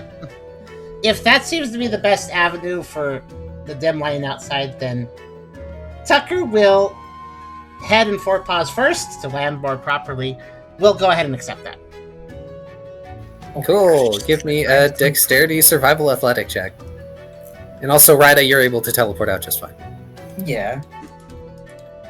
I like to imagine Ryda waits for Tucker to go through, sees, okay, he made it, teleports, and then looks around, wait, where's Tucker? I was gonna say, what exactly is the timing of this? Oh, a 6. That's much better.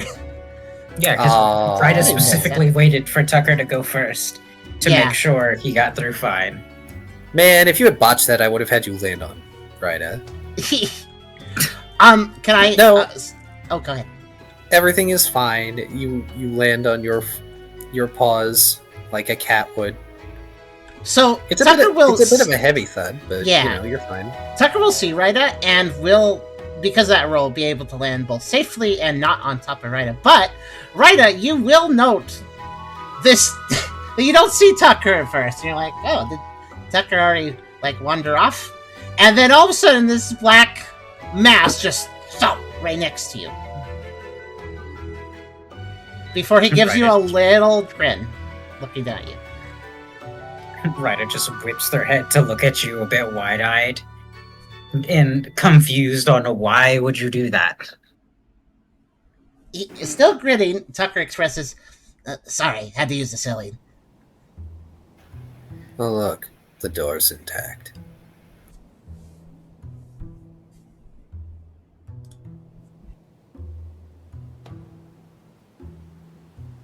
This is me, about to lean over and whisper to Ralph, hey, do you want to make the door not intact? No! Come on, Ralph. We did so I good. know you want to No. investigate that room yourself. No. I'm not going to destroy property so my leader can win a bet. We still don't know if they took anything, Brooke mumbles. Yo, you guys find anything? Ryder immediately pulls out the map scroll. Deadeye holds out a hand. Oh yeah, they were betting on how much of a mess you would make.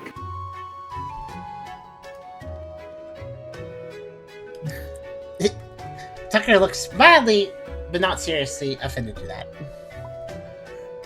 Dang it, Brooke says and hands over the 20 poke. I am not going to actually take that from you, with good reason. I imagine Ryder thinks a moment of like, why would they do that? Oh wait, yeah, that makes sense. Tucker looks at Brooke just handing money over, or and just expresses, "Hey, we were being careful."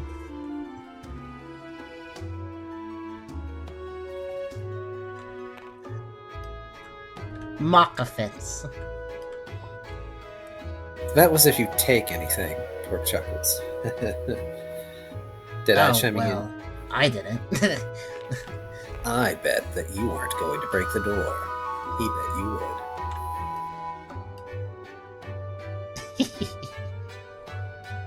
The intention was to avoid breaking the door, so it seems counterproductive to that.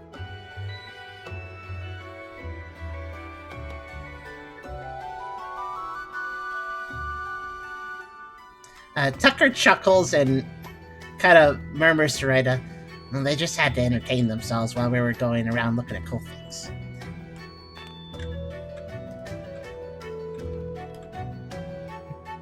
I suppose it is harmless. In any case, we found some information. It was a worst case scenario. Brooke smirks. Anyway, what you got? I show off the map towards the party, like putting it in the center of all of us, and Ryder expresses, in the room we found a memoir of sorts from one of the knights, expressing that the reason they had left is to go after Benkei, who imprisoned an entire city, and they wish to liberate them.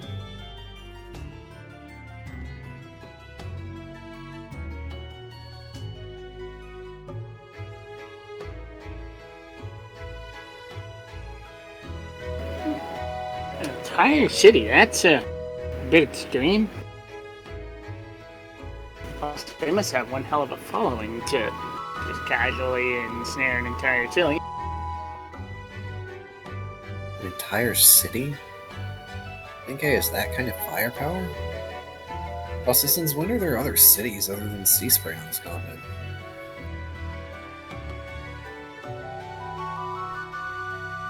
Tucker pipes Yes, up and... Oh, go ahead. Go ahead. Okay, I'll go first. Tucker pipes up and says, "Well, Ryder suggested that it might be the settlement that Team Mischief went to. You know, the plague one."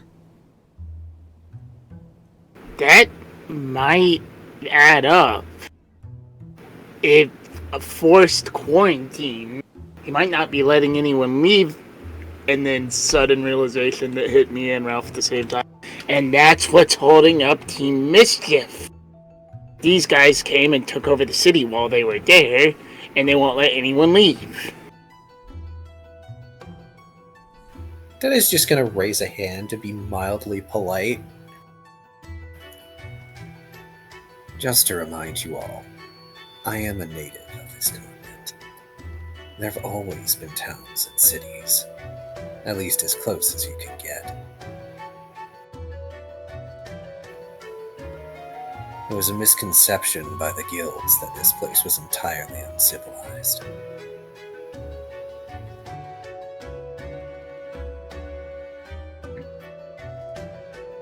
The guild seems to be lacking a lot of information based on the continent. Based off of the maps we found inside the war room, they have a lot more filled out. That wouldn't surprise me. The guilds are more focused on Savan, I guess.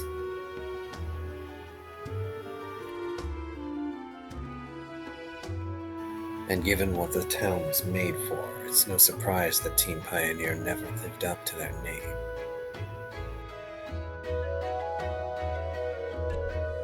Oof. Yeah, that's a bit of a big oof, isn't it? Kinda.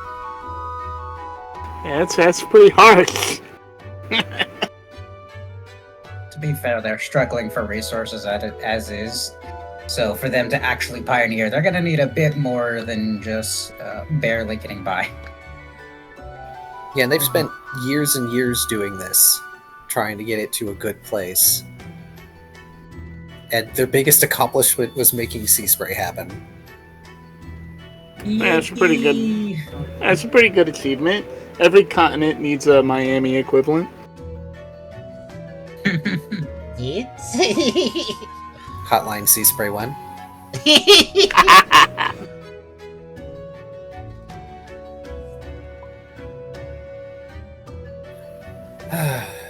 Well, we can get Pangoro up to speed later. Sounds like a bunch of our goals ended up at the same destination.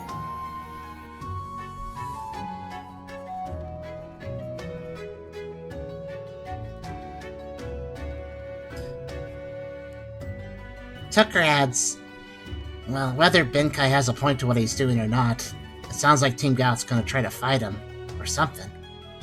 Either way, it can't be good.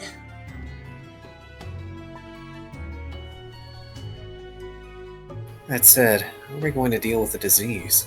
We don't exactly have equipment for it.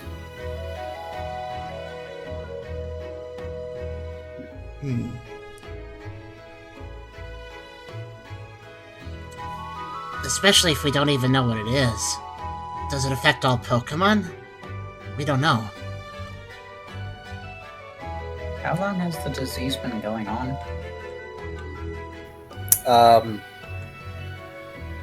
At least a month, if not longer. Team Mischief has been gone for at least a couple weeks. I'm assuming that when Pangoro debriefed Brooke, there was no extra information on this sickness, right? Correct. They've been trying to get that and have been unable. So their bid to get information was also a bid to provide relief. Makes sense. I'm wondering. Perhaps it is best to wait to assume on that until we get a better understanding of the sickness itself. Perhaps after the amount of time that has passed, the sickness could have passed. Or if it was just a hoax. Or maybe they're just waiting for the plague to run its course.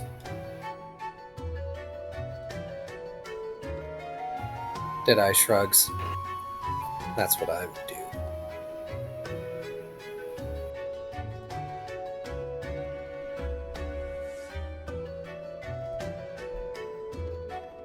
I suppose it is a solution to the problem, even if inhumane. If you don't have the power or resources to do anything about it, risking yourself to try and fix it is foolish. Especially something on this large a scale.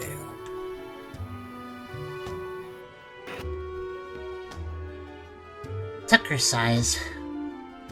I mean, I like to help people, but I have to agree. Just running into a plague doesn't sound like a good idea.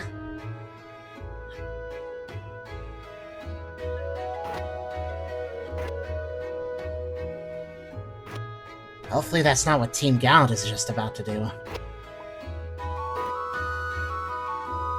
I wish I could send word back to Pangoro about what's going on. We might be on our own for this one. Well, we'll head onward and see if we can find any more information as we get closer. Laurentis steps up, just sort of lifting one of their pastel manted arms. Technically, some grass types can learn aromatherapy. That might help us. Or you, I guess. I kind of assumed I'd be going back after we went to the mesa.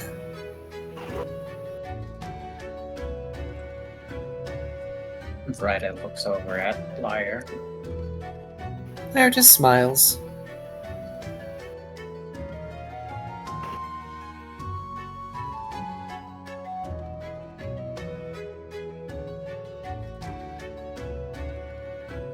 They're your own little air freshener.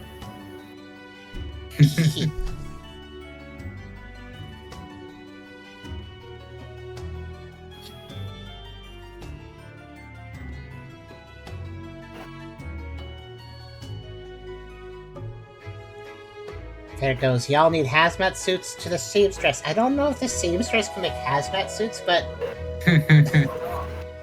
And if so, it might take a long while. yeah.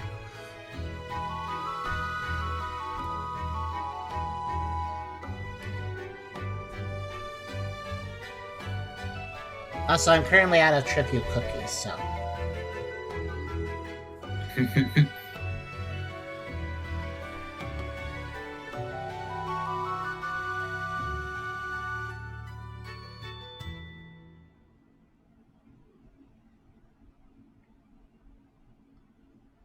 I've been very lax with the music today. Nothing wrong with that. It's good music. Also, I just realized something. Tucker looks rather unsettled as this plate keeps getting brought up.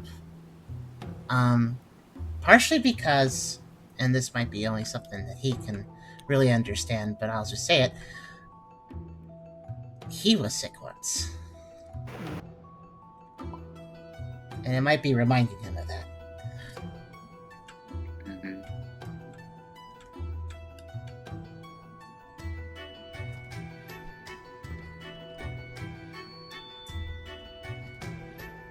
Yeah, I'm not keeping you longer than you need to be out here, Rick says. We'll get you back home before going further than that. Laurentis nods gratefully and sort of gestures towards the exit of the gallantry.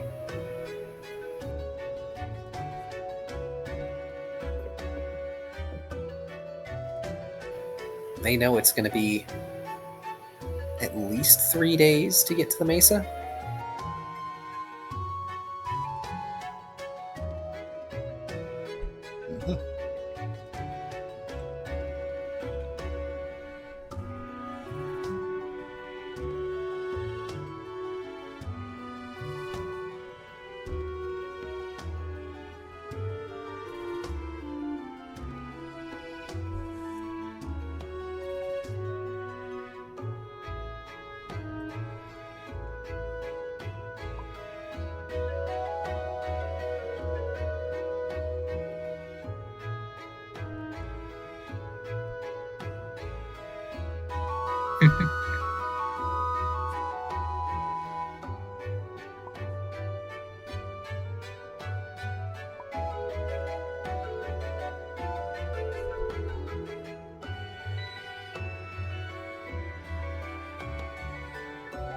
Brookline. Brooke nods. We'll follow your guidance from here, Lori. Let's head out, Team Cheer. And he leads everyone out. Also, that's adorable. I forgot you could name them Lori. Lori.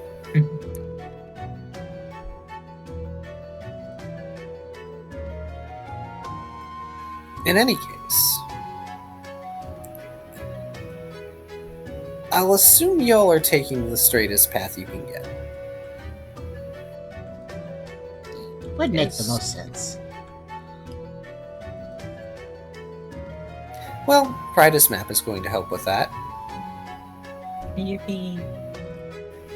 And you all are going to find yourselves walking through the yellowed, grassy savanna for a little ways. And then you start finding yourselves in... And I'm extrapolating the days a little bit here. Mhm. But eventually, Team Cheer will find themselves in a dusty, windswept, very flat area.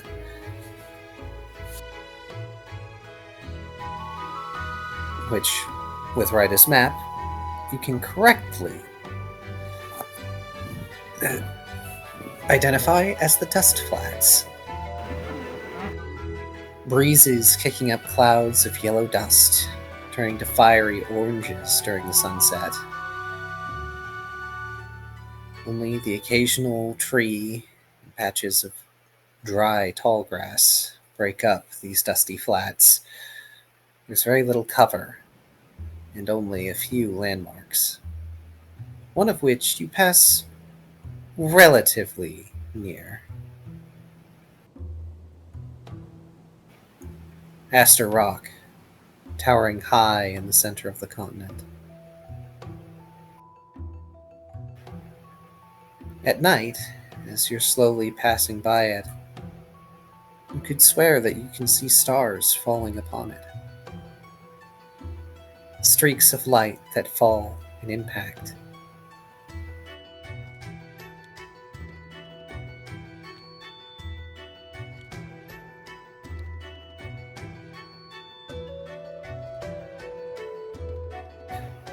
And alright, there's time.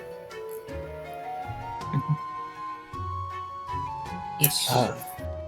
While y'all prepare for that, oh no. Yeah, go ahead.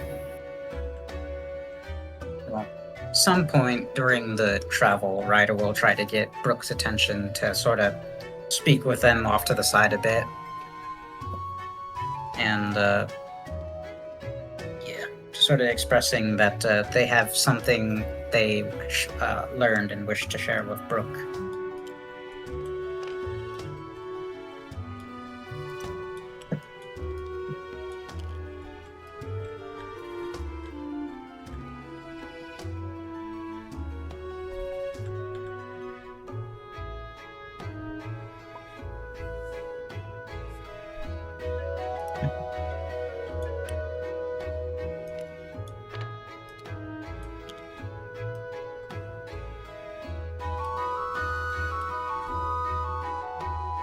Brooke excuses himself to join Ryda privately.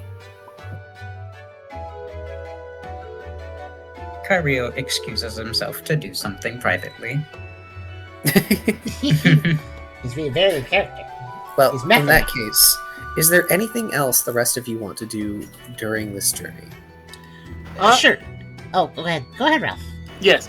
I will be, whenever we're not actively using it, comparing my own map to this map, so that when I have something to write with again, I can make my own map more accurate. That's smart.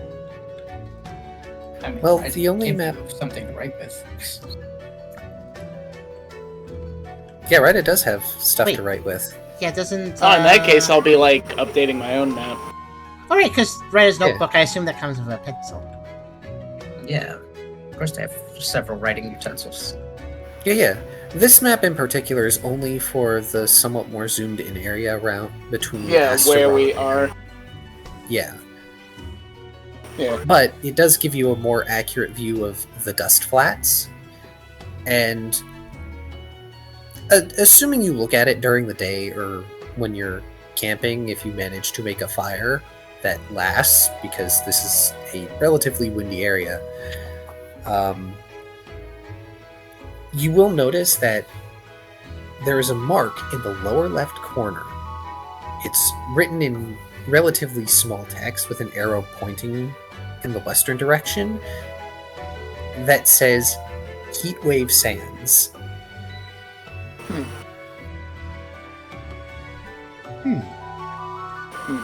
I will mark the dust flats themselves on my own map, and anything else I might think is important for a more zoomed out map.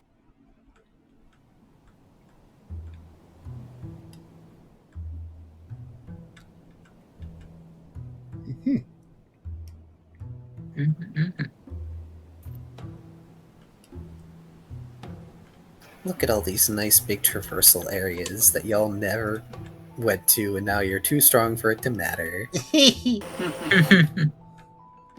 Well, they're still useful for something. On that related note, I will note that on camping moments, like we're camping just south of Astor Rock, for instance, right, for a night? Currently, yes. Yeah. So Tucker will be actively hunting for food, for game.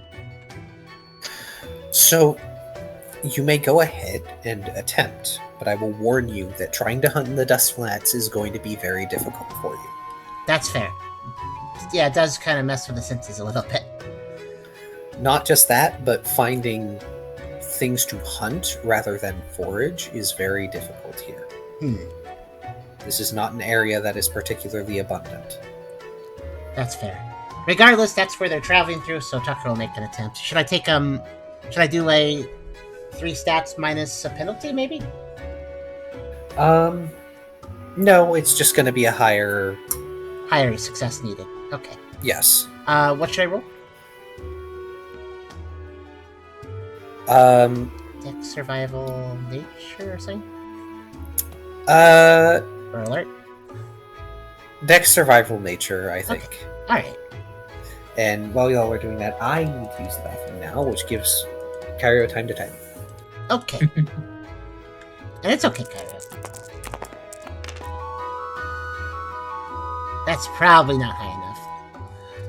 Not bad, though. Bit difficult considering the situation, but Yeah. you did your best. Yeah.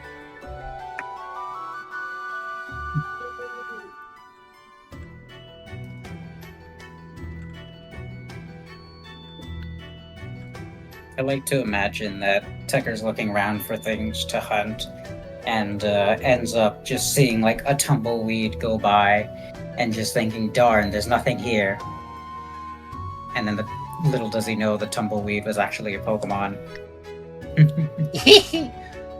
They're still not exactly an edible Pokemon. I mean, you can, I guess. If you eat grass and stuff like a deer, that might be okay. I think it wouldn't be very good even then, though.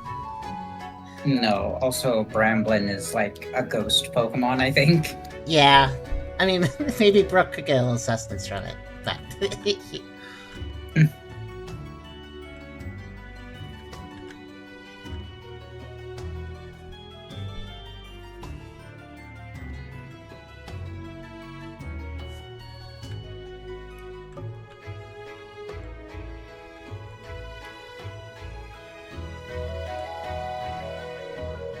You know, it'll be fun. What? While we're waiting for Car, everyone try to give their best Brooke voice and read out Kyrio's message. Apologies, I'm back. Ah. Brooke follows Ryda a little ways away from the camp.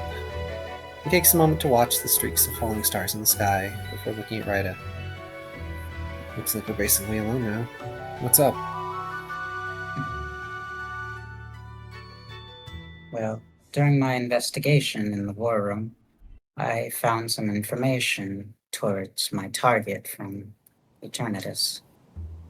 It seems my target resides in a settlement on the peninsula to the northwest.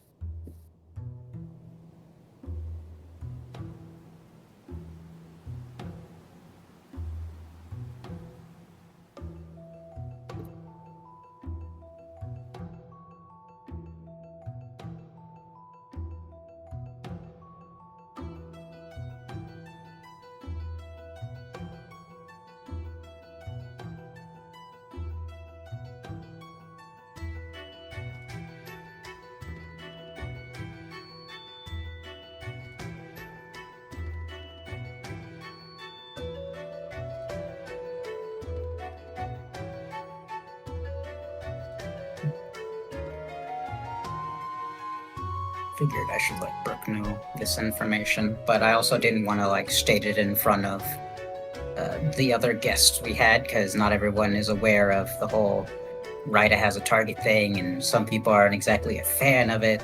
So, Was Tucker aware of that? I believe Tucker does know that Ryda has an objective there. Mm-hmm. I don't think Tucker got too involved with it, probably intentionally. Mm-hmm.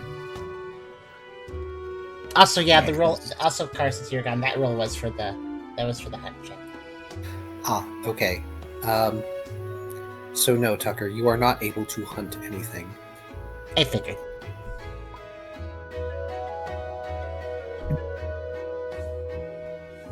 Which is fine. Y'all still have supplies. We joked What? Tucker only saw a rogue Bramblin just roll by. That's not food. It's a ghost. It's only food for Ralph or Brooke. I said that. All right, yeah. Oh yeah, Ralph could technically too. Anyway, Brookline, which just happens to be where that disease is spreading, Brooke says, rubbing his head. He pauses for a bit. Normally I'd just let you go out on your own to hunt this guy down. With everything going on, it's probably better to stick together. Ryda gives a nod. I did not intend to go rogue on my own this time. I figured it was best to let you know as soon as possible. Though, given our company, I thought it would be best to speak about this matter privately.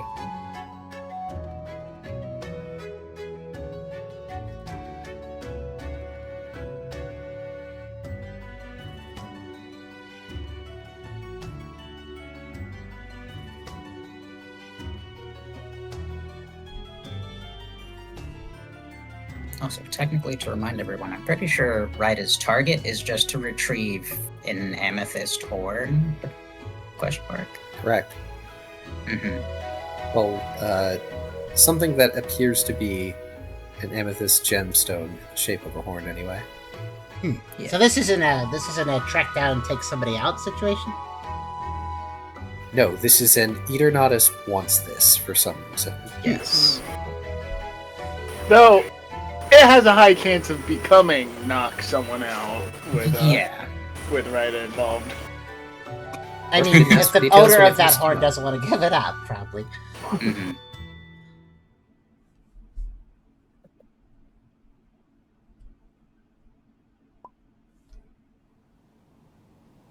Yeah. That's fair. Also, keeping some distance on the topic. Plausible deniability.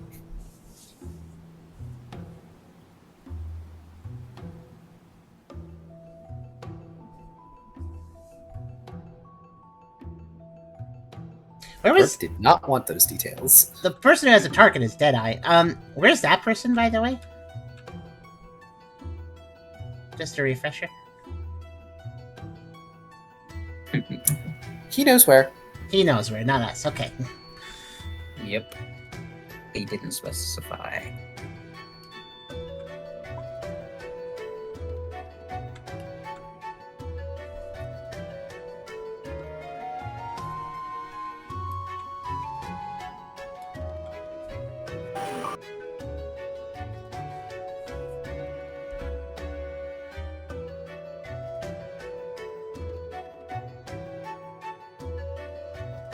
There's an opportunity to confront them, then we'll take it. Deadeye also wants me to help him out with someone over there. So hopefully it won't be too sticky.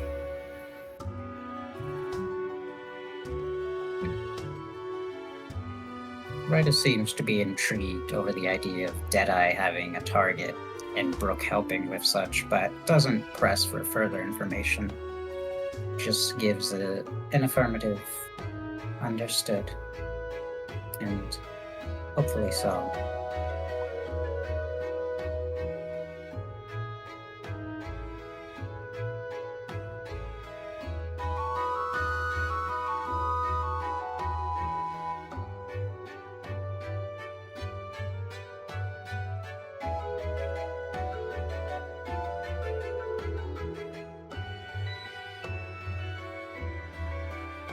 Brooke shrugs. Anyway, you should prioritize Cheer's mission, then yours, before mine.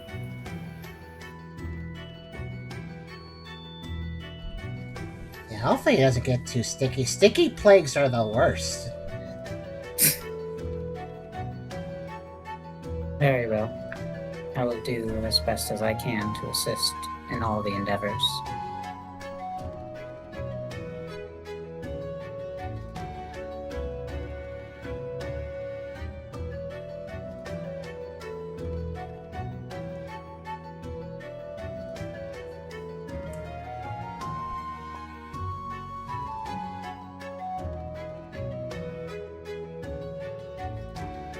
Look, Liz, it's more common than you think.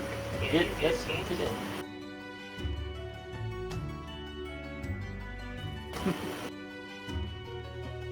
Just don't get yourself hurt. No, you can rely on your team. We should be fine. Brooke grins. Anything else? I will do my best to stay out of trouble. Am I to assume that Deadeye's assignment is a secret?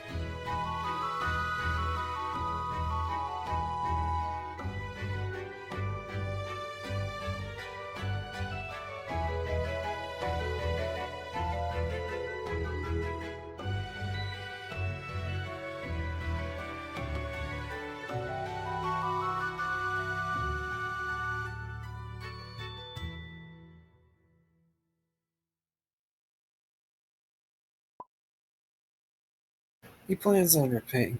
He didn't say it was, Brooke shrugs. I doubt he cares. He plans on repaying the loss of his eye to the one who took it. I see. In that case, I'm interested in assisting in such as well.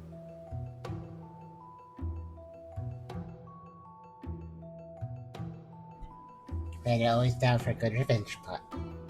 Yes, Ryder loves getting revenge on people who deserve it. How many times do I have to tell you? No discussion of plots of revenge or displaced body parts at the table. A million points if you get that reference. I don't That seems know like it something sounds from the Addams Family. It does sound like it, actually. Somehow I thought the Avatar of Retribution would be. Brooke smirks. Let's get back to camp then. Ryder gives a nod and walks back with Brooke.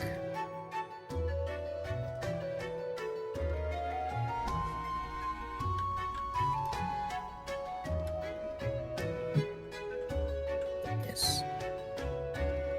And I suppose by that sort of instance, Ryder would definitely poke Deadeye at some point about the details of his revenge. Assuming they can, get near Deadeye long enough for it.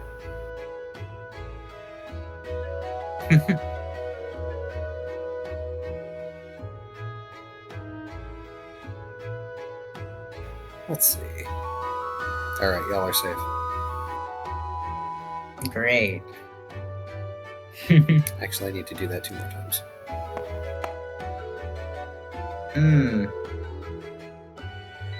Alright, y'all are still safe. Cool.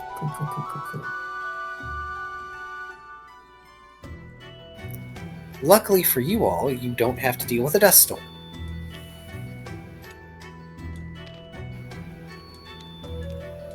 As you continue to travel across the dust flats, slowly approaching the rising form of the blustery mesa. And you can somewhat tell, even from a distance as you approach, that it almost looks like a large mossy rock.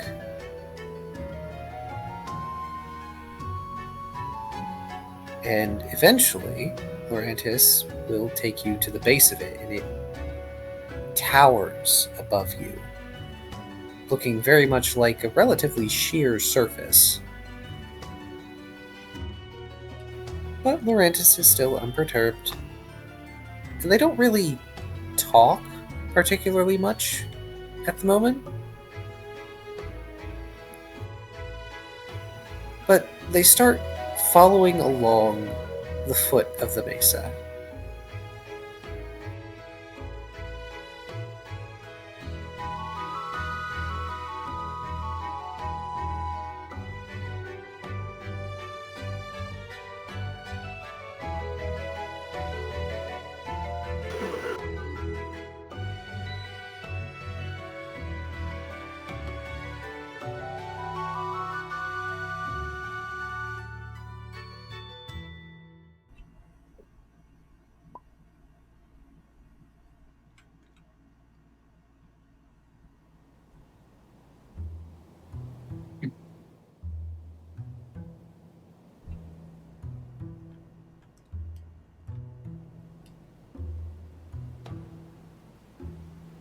Hell of a climb, Rook mutters before following. I guess Lorenthus isn't the names. I'll put him in front. Mhm. Is there a song change at this moment? Yes. We can now go to Dungeon 1, number 5. Oh, this is when the plan for a while.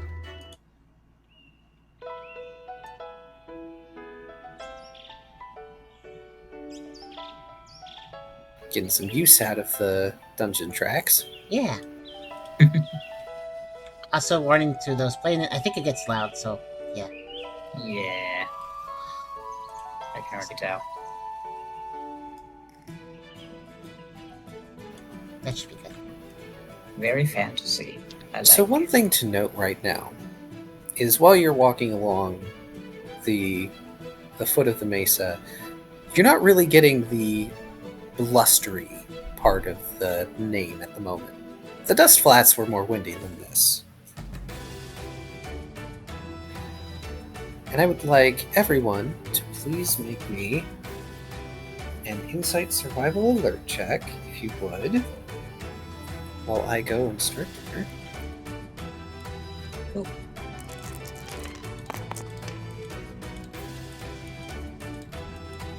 There. Oh, okay then. I am not observant of this one. I see nothing.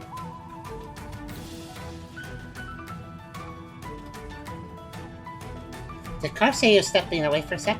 I think he did, right? Yes. Okay. I'll hold my statement until he goes back. Hold the line. So thanks, Tubby, for the sound. Alrighty. Okay. So, once again, we have a Ryda and Tucker moment. Really? Okay. I got a 2. Yeah, you got the right guy. Oh, I'm sorry. I thought it was a 6. Yeah, I was looking at the leftmost Ryder thing. be like, I shouldn't have said anything. In which case, yeah, Ryda, I don't know what you're doing, but you haven't noticed. Right You're up so probably- poorly, they saw a bug on the floor.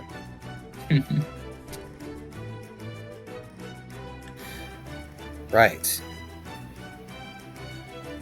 And I assume Brooke is busy following the Rantes, and Ralph is probably conjuring new ways to torture people or pester them. Tucker, meanwhile, your gaze gets drawn up after a point, just looking over this large geographical structure, and you notice that Laurentis is leading you all toward what appears to be a natural switchback, if you know what that is. Nope. It's when a So- path goes up one direction and then it does a quick U-turn to go up the other direction because that's the fastest way to climb.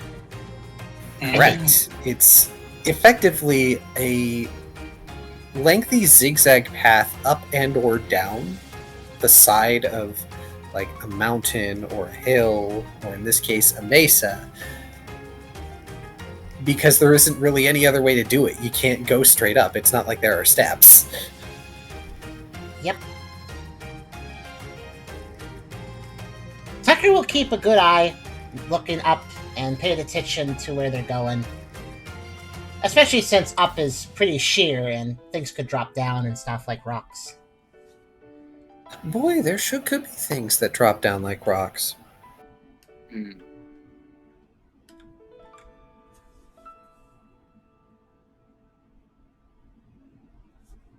Let me just double check something real quick.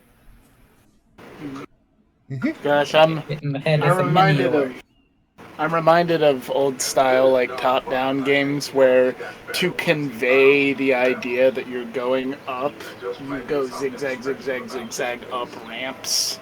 Like you just keep walking up ramps that are technically mapped flat, but it looks like you're higher up because like there's cliff tiles around it.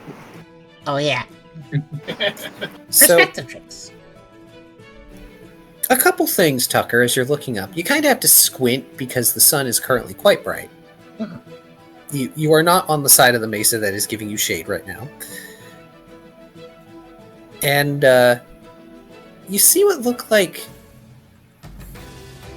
puffballs sort of floating way up high up there. And also what looks to be a rapidly approaching speck. That speck, what direction is it at? Is it like away from the base or straight up? It's straight up from you guys. Straight up, okay. Alright then. Rapidly approaching speck. That's good enough. That's good enough to make an alert. Tucker will alert everyone. Heads up, something's falling down. Lorantis pauses, freezing in place, slowly looking up. Did you say falling down? Well, it's moving. Are the rest of you looking up? Yeah. Cool. Let's see here.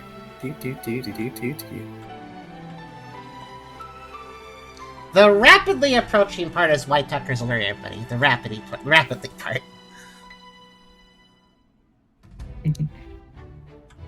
I'm rapidly approaching your location. Start running. Could just be a rock, but I mean, to terminal velocity, If it is just a rock that's is still a problem. concerning. Yeah. We're all gonna get Let's see flashbacks. here.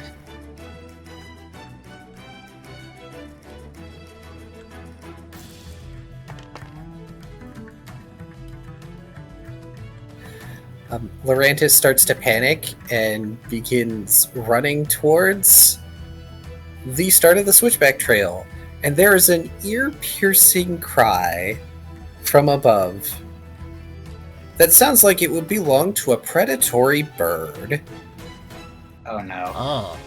And it is picking up speed at the moment.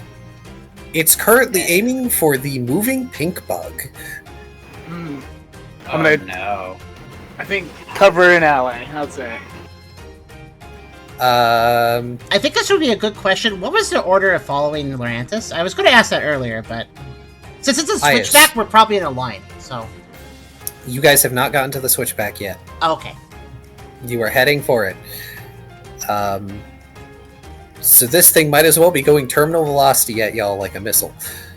So, let's see here. So Ralph, I assumed that the order of Pokemon is a rough cluster of like Brook in the front, and then like Ralph, Deadeye, Tucker, Rida, and like Liar, somewhere around that order.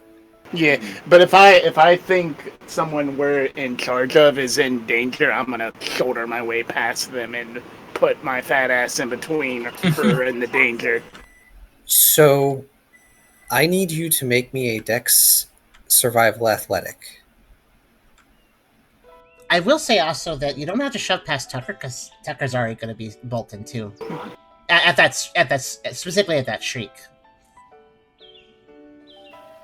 Big old scree. And I am not going to do that right now because it's late and I don't think I can handle it. Scream! Oh, There. yeah, that's a good shouldering. All What right, should I Ralph. roll for a good old quadruped spread? So I can get to You are going to be a Dex Survival Athletic, Okay. but you are going to be doing so at a -2 Okay, because Ralph reacted first. gotcha.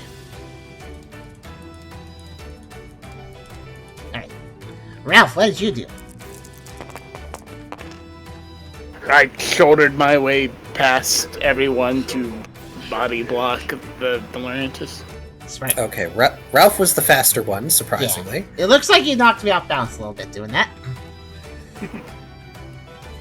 Alrighty, let's see how much this does.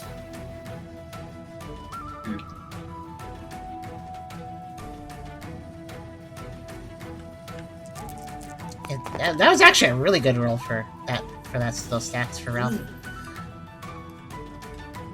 That is... A tie. Oh no, that's damage. Oh, okay. Ralph was rolling to get there in time and cover. So yeah, Ralph, you get there in time and manage to position yourself in the way as this very large flying shape streaks down and rakes claws across your arms, dealing 5 damage. Oh, geez, that's okay.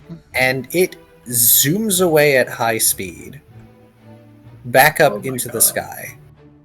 The lot of you, except for Ralph, who is being attacked, go ahead and make me another Insight Survival Alert check.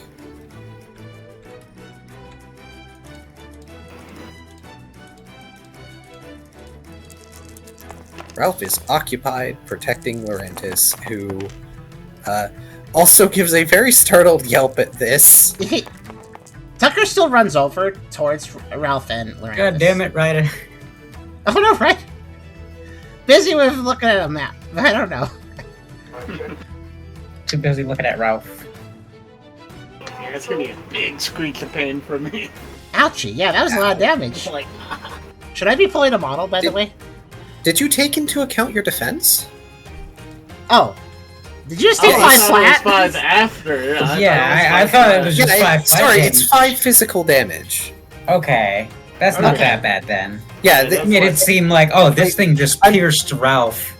yeah. Sorry, this is a flying type move. Oh, you took My 1 damage then. apologies.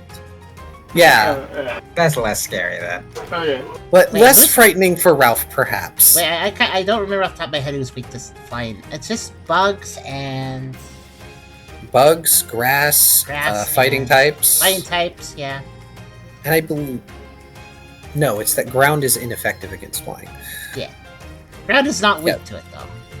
Yeah, flying is not a super powerful Yeah, offensive move per se, but it's fast. still quite versatile.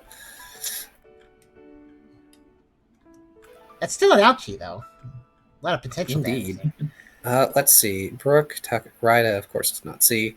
So, Brooke, you're going to see a flash of red and brown. Tucker, your eyes briefly flicker black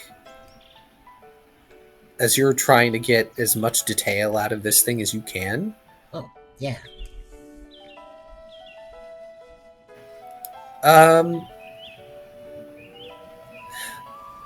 Is it using the sun as cover when it flies back up? Yes. I think. Which, luckily enough, your eyes don't stay in life sense mode. Yeah, that would hurt. But you get this, effectively a brief snapshot of what it is. It's a very large bird Pokemon. Hmm.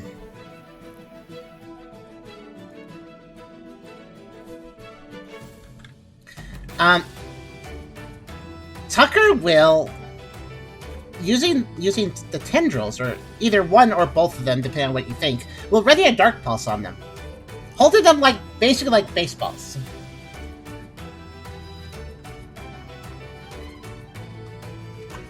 I appreciate this idea.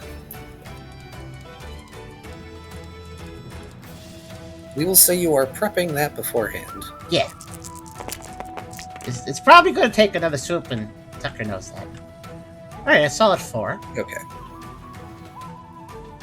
All 6s, by the way, for those successes.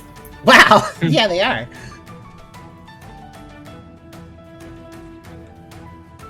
Which is good, because otherwise the negative ones would reduce it. Looks longingly at Ryder's lucky chat.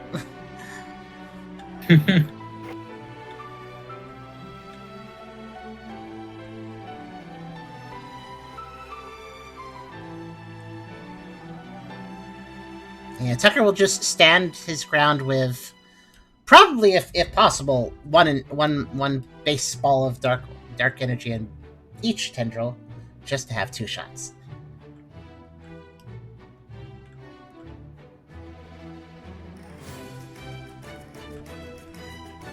And he'll be scanning the sky.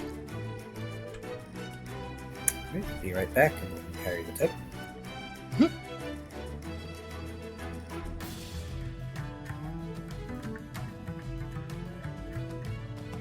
What colors did he say the bird was again?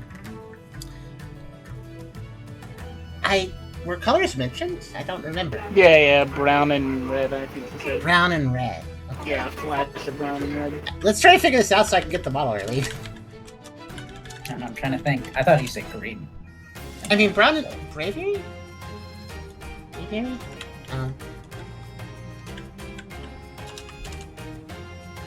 Not really brown, though.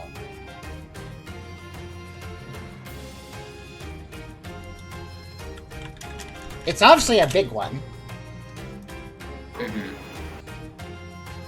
I... Yeah, my first guess would have been Braviary, but if not that, then maybe... Okay, Google... I was trying to use Google to just quickly get an idea. Google says bird Pokemon. Charizard, Butterfree, Golbat, Gyarados, Dragonite. Does it doing? mean flying Pokemon? It those are flying specifically type. is a bird Pokemon search. I searched for bird Pokemon just to get a quick idea. No, yeah, the title is bird Pokemon. It says Charizard. Yeah, I mean it's giving flying types, but it doesn't seem to understand what it's doing. Oh, it could be a Talonflame. Oh, that might be it. We're trying to guess. That would explain the, the heat reference in the name of the area. They don't exactly have brown in them typically, but Blustery Mesa? No, the Heatwave Sands are west of the Blustery Mesa. They stretch a good ways, too. what about the shiny? Oh wait, the shiny does have brown. I didn't know that. Oh, really? Yeah, the shiny actually look really nice. Shiny Talonflame.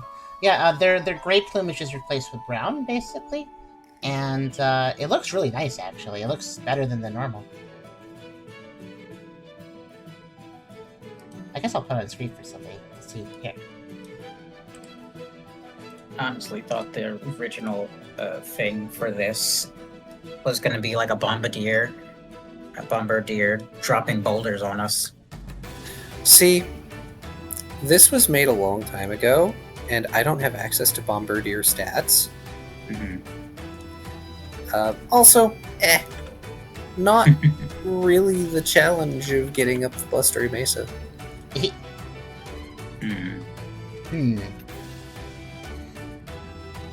Well, Tucker is rating in action. I guess I'll go ahead and prompt. Is anybody else rating anything? Apparently, Ryder doesn't see anything, but I feel like Ryder would have heard Tucker, though.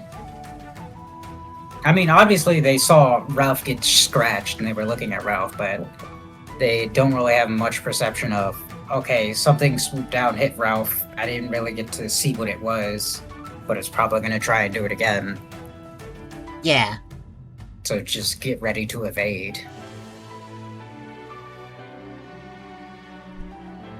And what is Ralph doing after protecting Lorantis? Are you still just covering actually, Lorantis, Ralph? Yeah, I'm gonna be covering her, and I'm gonna try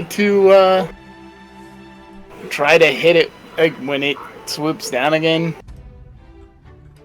I have an idea. So I'm gonna try and clash it or something. Okay.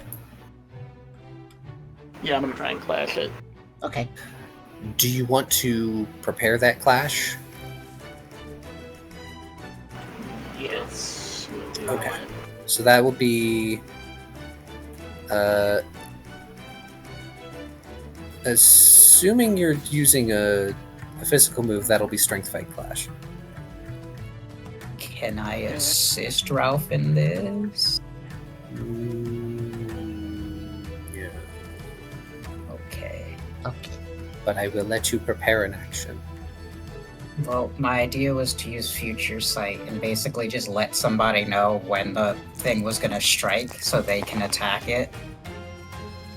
That's not a bad idea. That's clever. But, yeah. Go ahead and do that.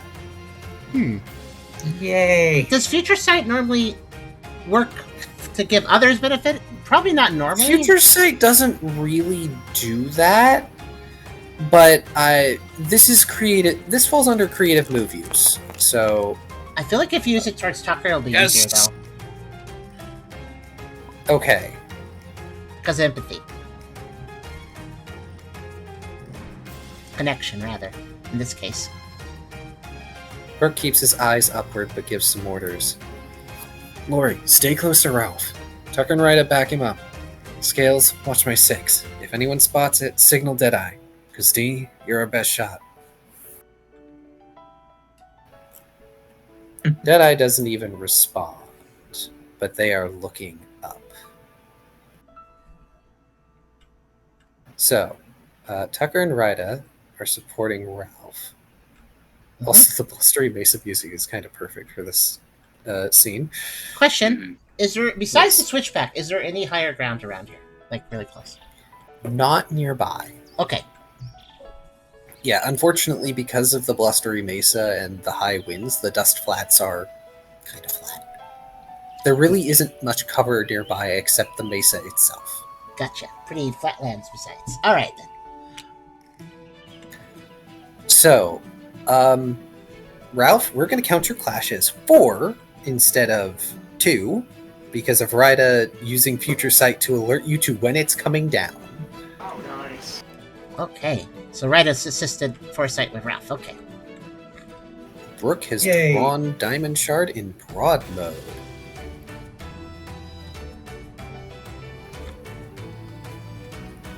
And Scales sort of extrudes themselves. Kind of. Only their shoulders and head. But they're looking up from Brooke's blind spot.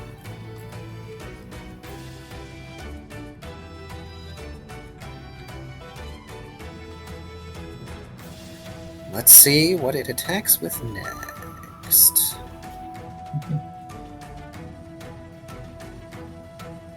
Finally, future sight is useful outside of combat.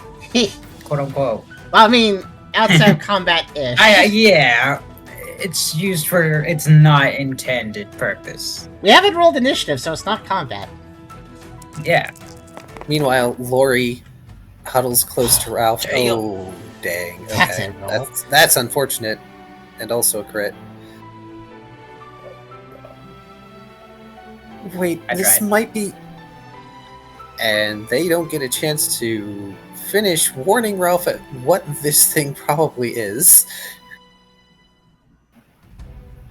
As it comes down. Hey, Tucker. Yes.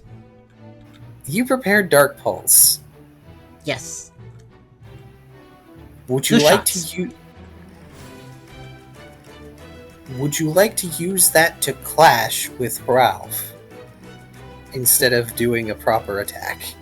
Explain how you mean that. Well, Ralph has prepared a clash. He is specifically using a move to clash. Mm-hmm. Would you like to, instead of attacking this thing, try to help Ralph so he is not getting hit?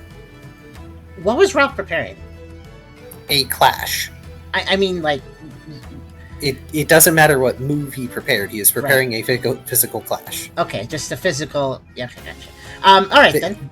This would not be you combining your move with his. This would be using yours to help him clash and drive the foe away.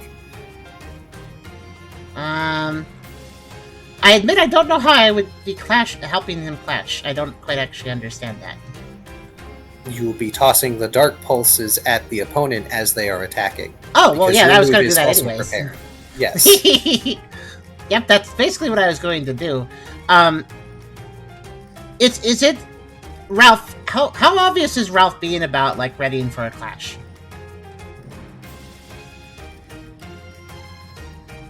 Tubby. I mean, I'm braced, I'm like battle stanced, and I'm like tracking it through the sky as best I can. Mm-hmm. All right Like, then. so I'm clearly in fight, protect this our client mode. And that would be Tucker's goal as well. And also, given that Ralph got attacked and obviously their answers was a target there, Tucker, aside from Silent Skies, would be paying attention to Ralph. So yes, Tucker will assist in your clash by basically tossing these two Dark Pulse orbs when it's coming down towards Ralph. Kind of being ready to basically attack above Ralph. Hey, Ralph, did you have any specific physical move you were going to use to clash? Or does it matter? just so I can help describe what happened. Kind of body slam. If I can swat this thing with my... Also, should I roll Okay. damage? Should I roll damage also? 2 seconds as I... And myself how Clash works. Okay. Oh, right, we have it over here. Because I got flinch involved, and that seems important. So, if it can... Foe affect receives it. 1 damage.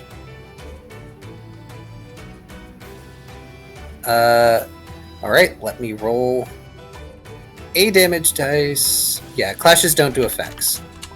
Okay. Unfortunately, Ralph, you will take 1 damage from the clash still. Tucker doesn't because they're assisting at range. Still affected by super effective, not very effective. That doesn't matter. This is once again another flying move. As, again, another predatory avian screech. And it comes down wreathed in flames. Called it. And Ralph, you manage to slam your arms up into it, giving it pause enough for Tucker's Dark Pulse orbs to slam into it and foul the move entirely, forcing it to back off in a much more slowed down state. And you all can finally get a good look at this thing. This is a very large braviary. Damn it. Ha! You weren't right. I knew you weren't because of the way Car responded to bringing up Talfate. Car is sort of a tell, and he didn't do the tell, so... Well, the thing was, oh wait, Talonflame Shiny does have brown? Really? That should have been the big tell there. And I still wanted to believe. And Because the whole down in flames thing. Okay, And so no, is it? So they- you said Braviary? I'll go get the bottle for that. I think we have it. yes, Everyone. we do. You guys have seen Braviary before. But yeah, just to verify, so damage just doesn't even matter in a clash. Correct. Okay. The point of clashing is to be defense for a Pokemon that isn't very good at evading. It's just a matter of you roll the clash, and it just depends what move you're using. So if you're using a physical clash, you use Strength Fight Clash. If you're using a special move, it's Special Fight Clash. And then you have to roll more successes than the opponent. If I'm reading this right here. If you score more successes than the foe's accuracy roll, the foe receives 1 automatic damage. You will still suffer 1 damage dice from the move. It says explosion, but it doesn't always explode. And it's affected by super effective and not very effective. So if it was super effective, you would still take an extra, and if it was not, you would take 1 less. So what we did was basically just Ralph and me combined our accuracy rolls for our moves for the shared clash. Yes. Okay. I allowed you to swap from attacking outright, which would have still been possible, to helping Ralph not take oodles of damage from Brave Bird. Yeah. Okay, that's fair. That is quite fair. It was kind of a choice though, because I did give up 3 flinch dice doing that. You did. Basically, so. But that's okay. But also, Ralph not getting hurt is kind of more important than flinching the bird, so... Since it's slow enough to see, can Brooke get a move in and possibly tandem with Deadeye? You can! Go ahead and decide what move you're using. Let me pull up Deadeye to decide what the heck he's doing, because he'll probably fry this thing. Also, Tucker is probably really proud of his baseball pitching skills right now, because that hasn't really come to play before this.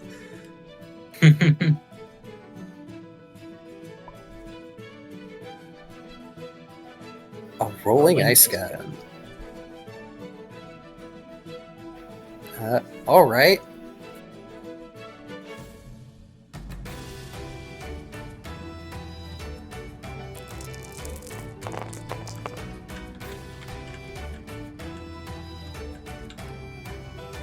Yep. Bongy looks at Lucky Chat. Oh my gosh. Don't worry, you are combining this with Deadeye, so I'll use my roller for Deadeye. I'll use the Doom roller for this thing's evasion. Let's see. Ralph What- perhaps lucky at this? Maybe. And Brooke also has augmentation, but I don't know if you want an augmentation on a random hazard. You know what? Screw it. It's sunny weather. He's still gonna use thunder. The don't care attitude.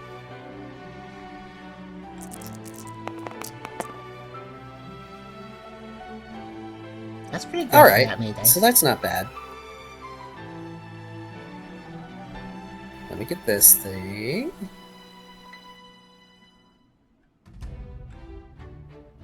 They might evade. They Nope. do not evade. Ah.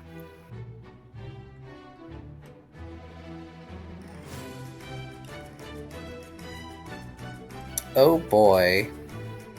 We penalized their rules because of the clash. I assume.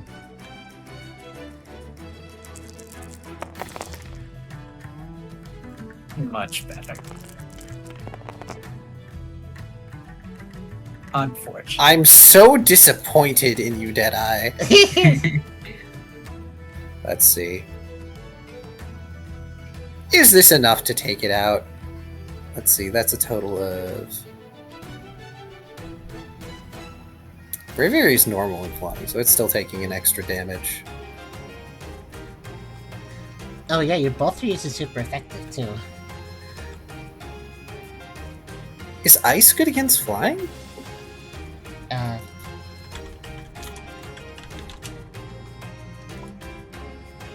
Yeah, it should be, right? Ice is...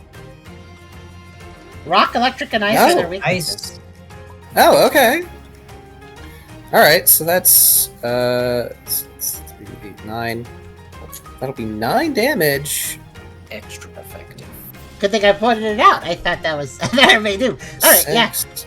I mean, obviously electric's the one everybody thinks of with fire types, but... They also Okay. do not like rocks or ice. Yeah.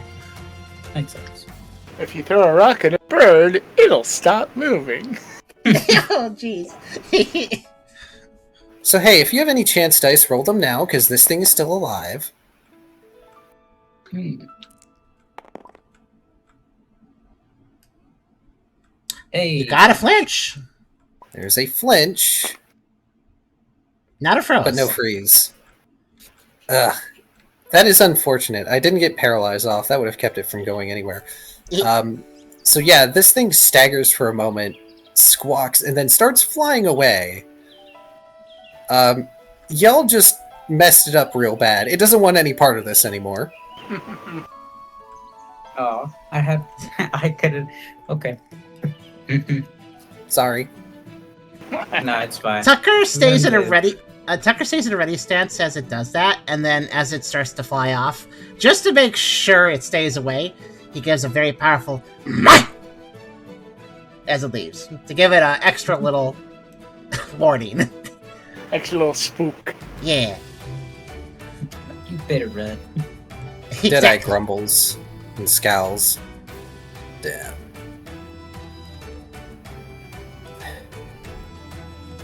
It weren't so sunny. I could have fried it. They tip their hat down.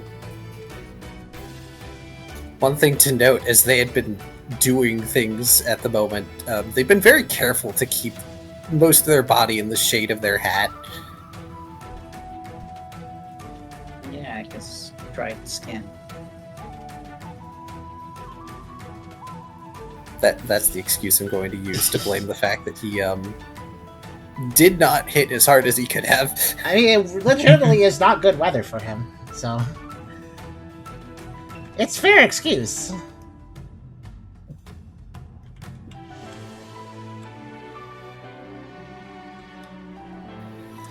Tucker does a quick check on Ralph after things calm down. Brooke watches it go. He sighs and looks at Lori. So hey, any other possible surprises? Lori keeps looking up, wide-eyed. When they're certain it's gone, they heave out a sigh.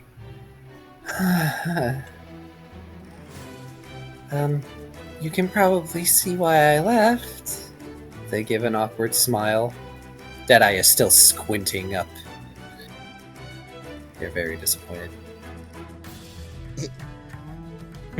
Tucker pipes up. If there's anything else that considers you lunch, it might be better if you stay in the middle of our group.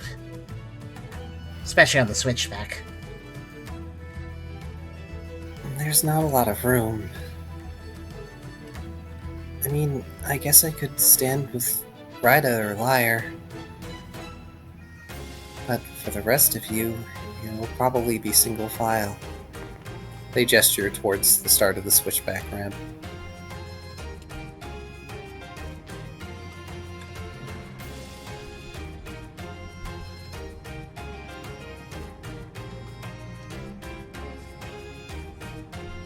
I just had Tucker straight up talk about the switchback because during the scanning of really good rolls, I would think he would have noticed.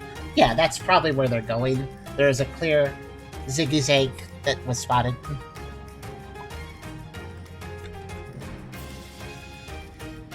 Actually, take a ride on Tucker, Brooke says. Ride on Lyre, too. The less small we appear, the better. Tucker nods to that. If you're certain. They seem kind of hesitant about this. Lyre, meanwhile, just trots up along next to Rida, like this is normal and fine. Tucker will kneel down and let Lorantis on his back and say, don't worry. You're barely weigh anything, probably.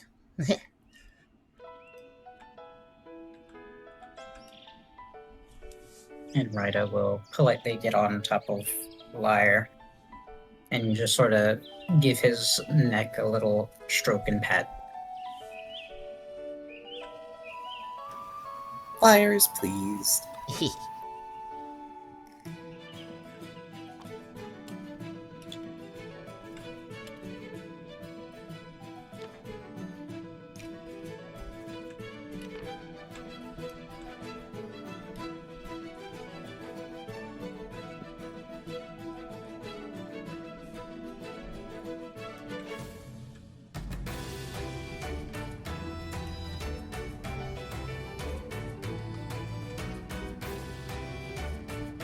This is also safer because it means our team is much less spread out from front to back on this. Mm-hmm.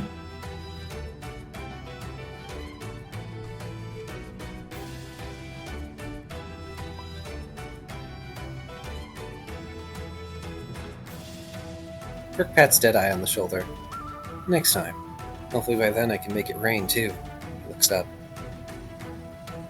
Actually, I wonder why it's not already if they can. Lori lifts up one of their mantic claws. I can answer that, but let's get moving first. I don't want more things to come after us. There's a lot of bird Pokemon, so, moving is good.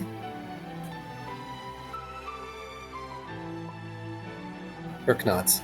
Let's go. An entire mesa filled with lunch.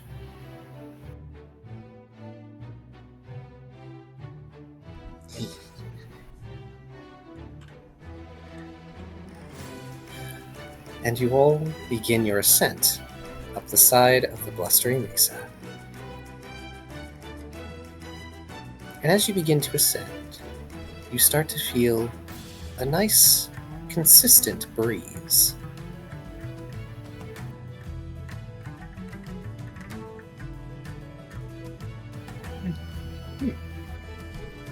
Meanwhile, Lori takes a moment to explain the dangers of the mesa.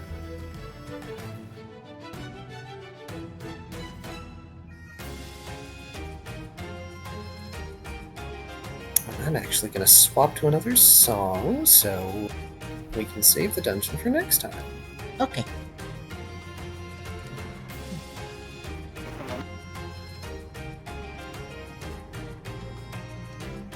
Sounds fair.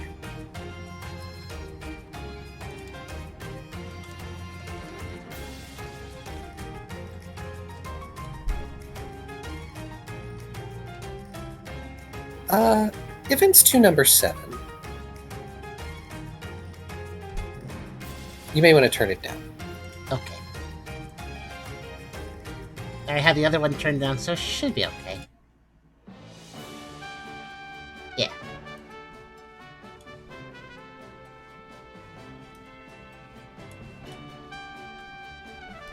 It seems like the music they play at the end of an episode.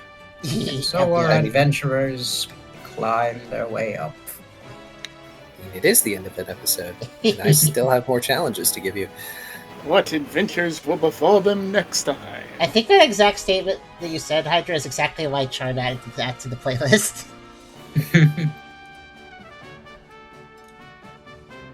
So, there's a lot of pretty strong flying Pokemon up on the mesa.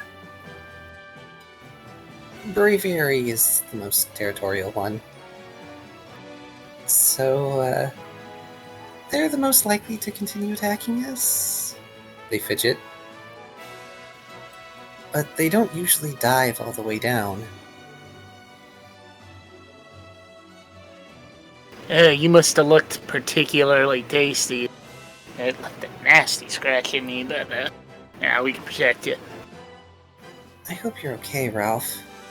I'm sorry that I got so careless. It ain't nothing. It's a job after all. We're heroes and pioneers and, all that good stuff. Plus, I like to feel big and strong, Do a little flex, a little mocking flex.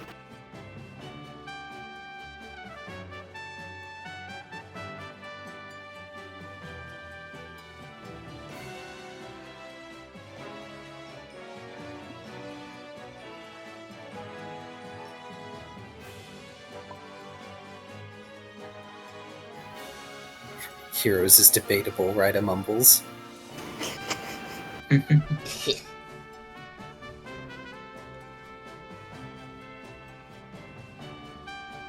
We're hero adjacent.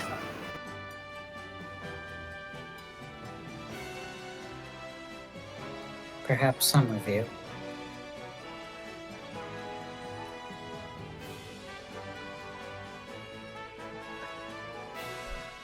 I don't know. That word's a little too big for me, I think.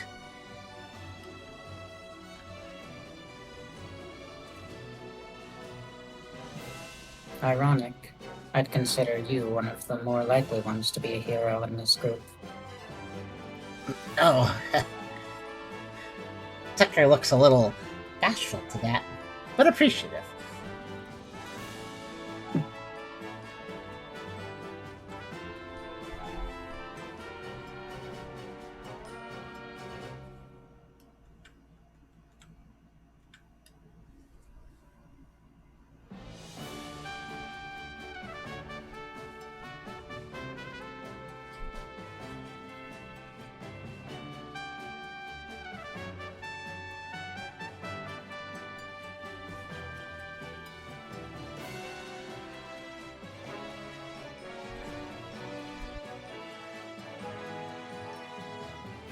Man, the sun is really making me reminisce.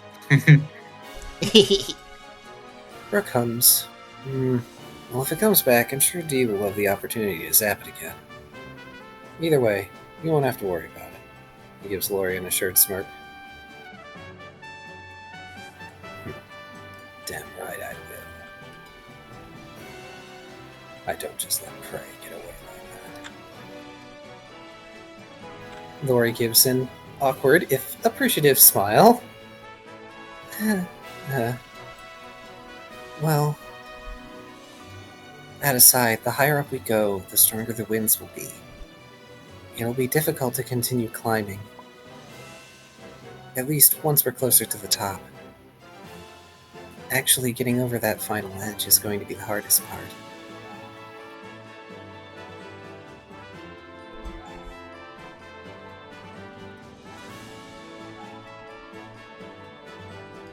Well, I think I can watch my footing. Maybe it's good you added a little extra weight on my back then. You say to the Lorantis that weighs almost nothing. Just be careful not to get blown off up there, alright?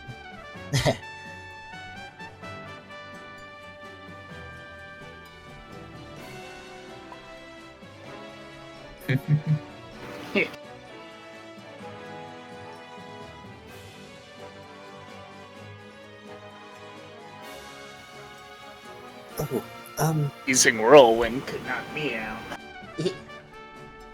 yeah. There's a good chance of that too. Birds weaponizing the verticality of our situation. No, Oh, Tucker yeah. called them lights. Tell them not to get blown off their back.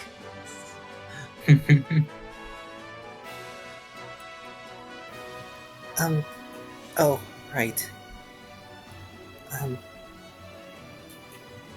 Just be careful. Did anyone? Yes, in Yes, fact. I have rope. I always have rope. Good. And if right at once, they can use it to tie everyone together. It'll just take a Again. little time.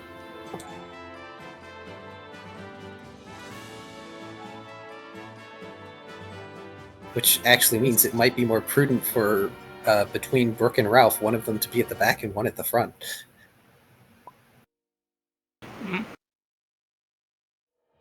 I'll stay up front. I mean, seatbelts are a thing too, but if you're all tied together in some fashion, it'll help. Also, surprisingly, 50 feet of rope is not that much. It's what I got. Okay. Okay, Brooke being in the back. Which means Ralph gets to be in the front.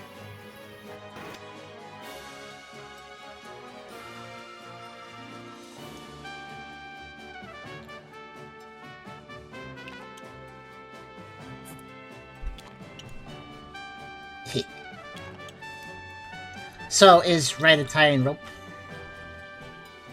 Everybody? If Brooke asks for it, then yes, Ryder will provide the rope and sort of spread it out so people can tie it around themselves. Okay. Or help if need be.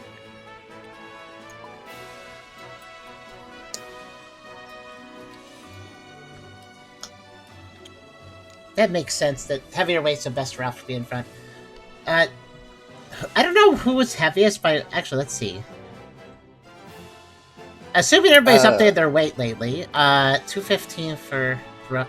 Yeah, Ralph it's is not heaviest. even close. Always has You been. get It is- for Ralph, yeah. And yeah, Tucker is not actually as heavy yet, because haven't had the means to put on extra weight again. So Ryder haven't had weighs like sex. nothing. Which is why Ryder and Liar need to be behind Ralph. Well, Tucker has his own stability, not because of weight necessarily, but because of forepaws. Liar has the same benefit. The Liar probably weighs not that much either, huh? I don't know. How heavy is Liar? Not super heavy. I don't know how much Saucebuck generally weigh. I'm sure you can look it up if you want. Wow! I'm not going to bother. 203 pounds normally. Well, yeah, Saucebuck are generally fairly big. Liar is kind of small by comparison. They have been. They have been. He's a spindly stag. They are. But Ryder can still ride on them. Mm-hmm. Go figure. Ryder can ride. But in any case, as the wind is starting to pick up and you're getting higher up the side of the mesa, Lori decides that they're going to drop another tidbit of information for the lot of you.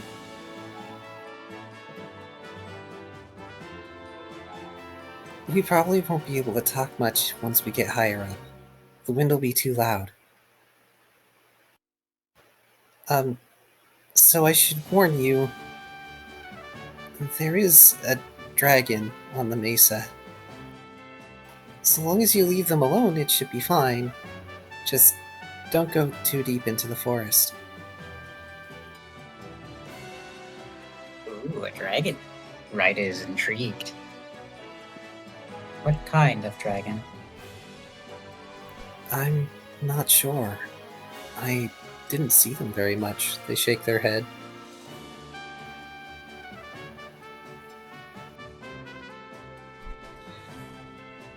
There's a forest up there? Wow, the mesa really is kind of big. Yeah. The wind from the mesa helps spread seeds from the forest. And because of how high it is, it's difficult for Pokemon to sort of, well, get there. It's an easy place to roost and to hide, if you're the right kind of Pokemon. So there's plenty of fertile soil and seeds and berries up there. It's just not very practical for someone to set up a town.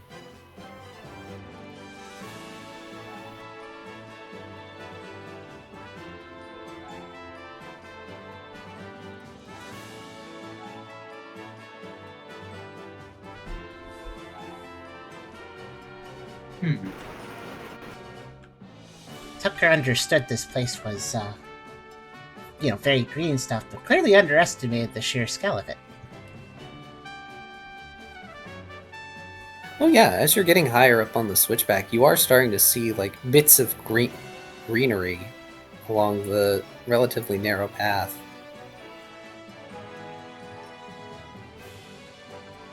Neat.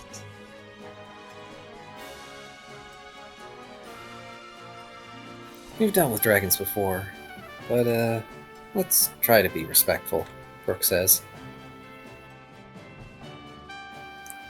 What? Respect? From us? Scales chimes in, knowing that only Brooke can hear. Just grinning their little heart out.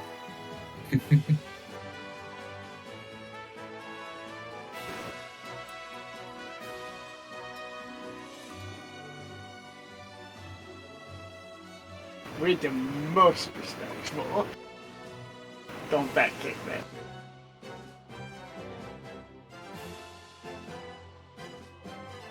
Brooke rolls his eyes. I said try.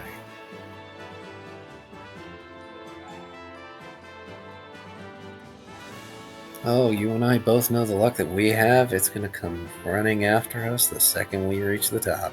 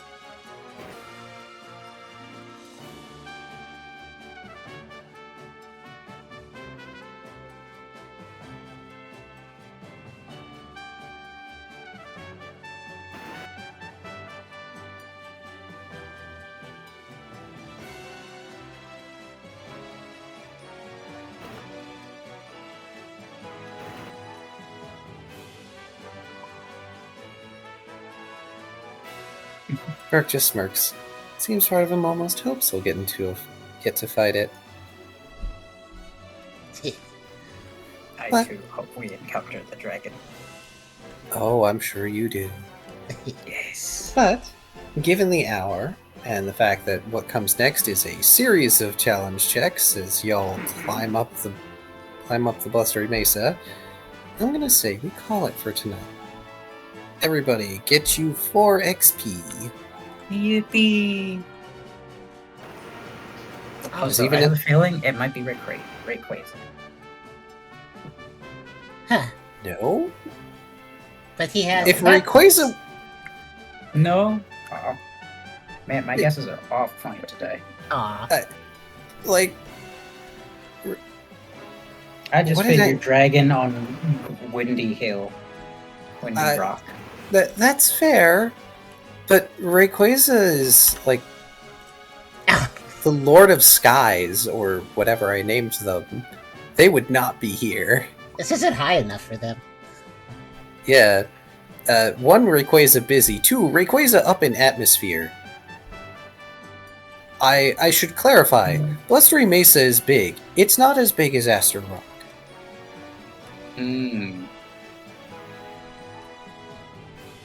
Right, Astarock is even more. But even so, Bluster Mesa sounds like not a bit of a light wave in itself, though, in size. Yeah, this is just a mesa. Like, Aster Rock is far closer to being, like, mountain size. I like how you gave 4, because now I'm 1 away from what I wanted to spend on. Well, because No, it's y'all fine. beat the Bravery Area, which was worth 2 XP. That's true. No, I think the experience is fine. I just find it funny. Oh yeah, I think- should I be at full health? Because I've been at 5 out of 7 this entire session. Yes, you should be at full health, because y'all have been able to rest. And everyone should be full except Ralph, who got hurt, Yeah. unfortunately. Hurt twice? I noticed he's at down 2 health. Yeah, Yeah, because... he took yeah, points of damage. Oh, right, 'cause the Initial clash was attack and damage, then the right. clash, yeah. Yeah. Okay. Yeah. Also down a will point already? Oh, it's probably from way Oh. before. That's from a previous thing. You can restore that. And Brooke with bonus will for I don't remember what that's from.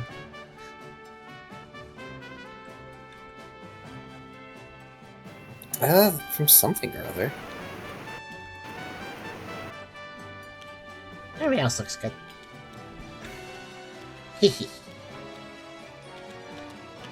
Yeah, this isn't the PMD 1 final story dungeon. No, we aren't going there. At least not right now.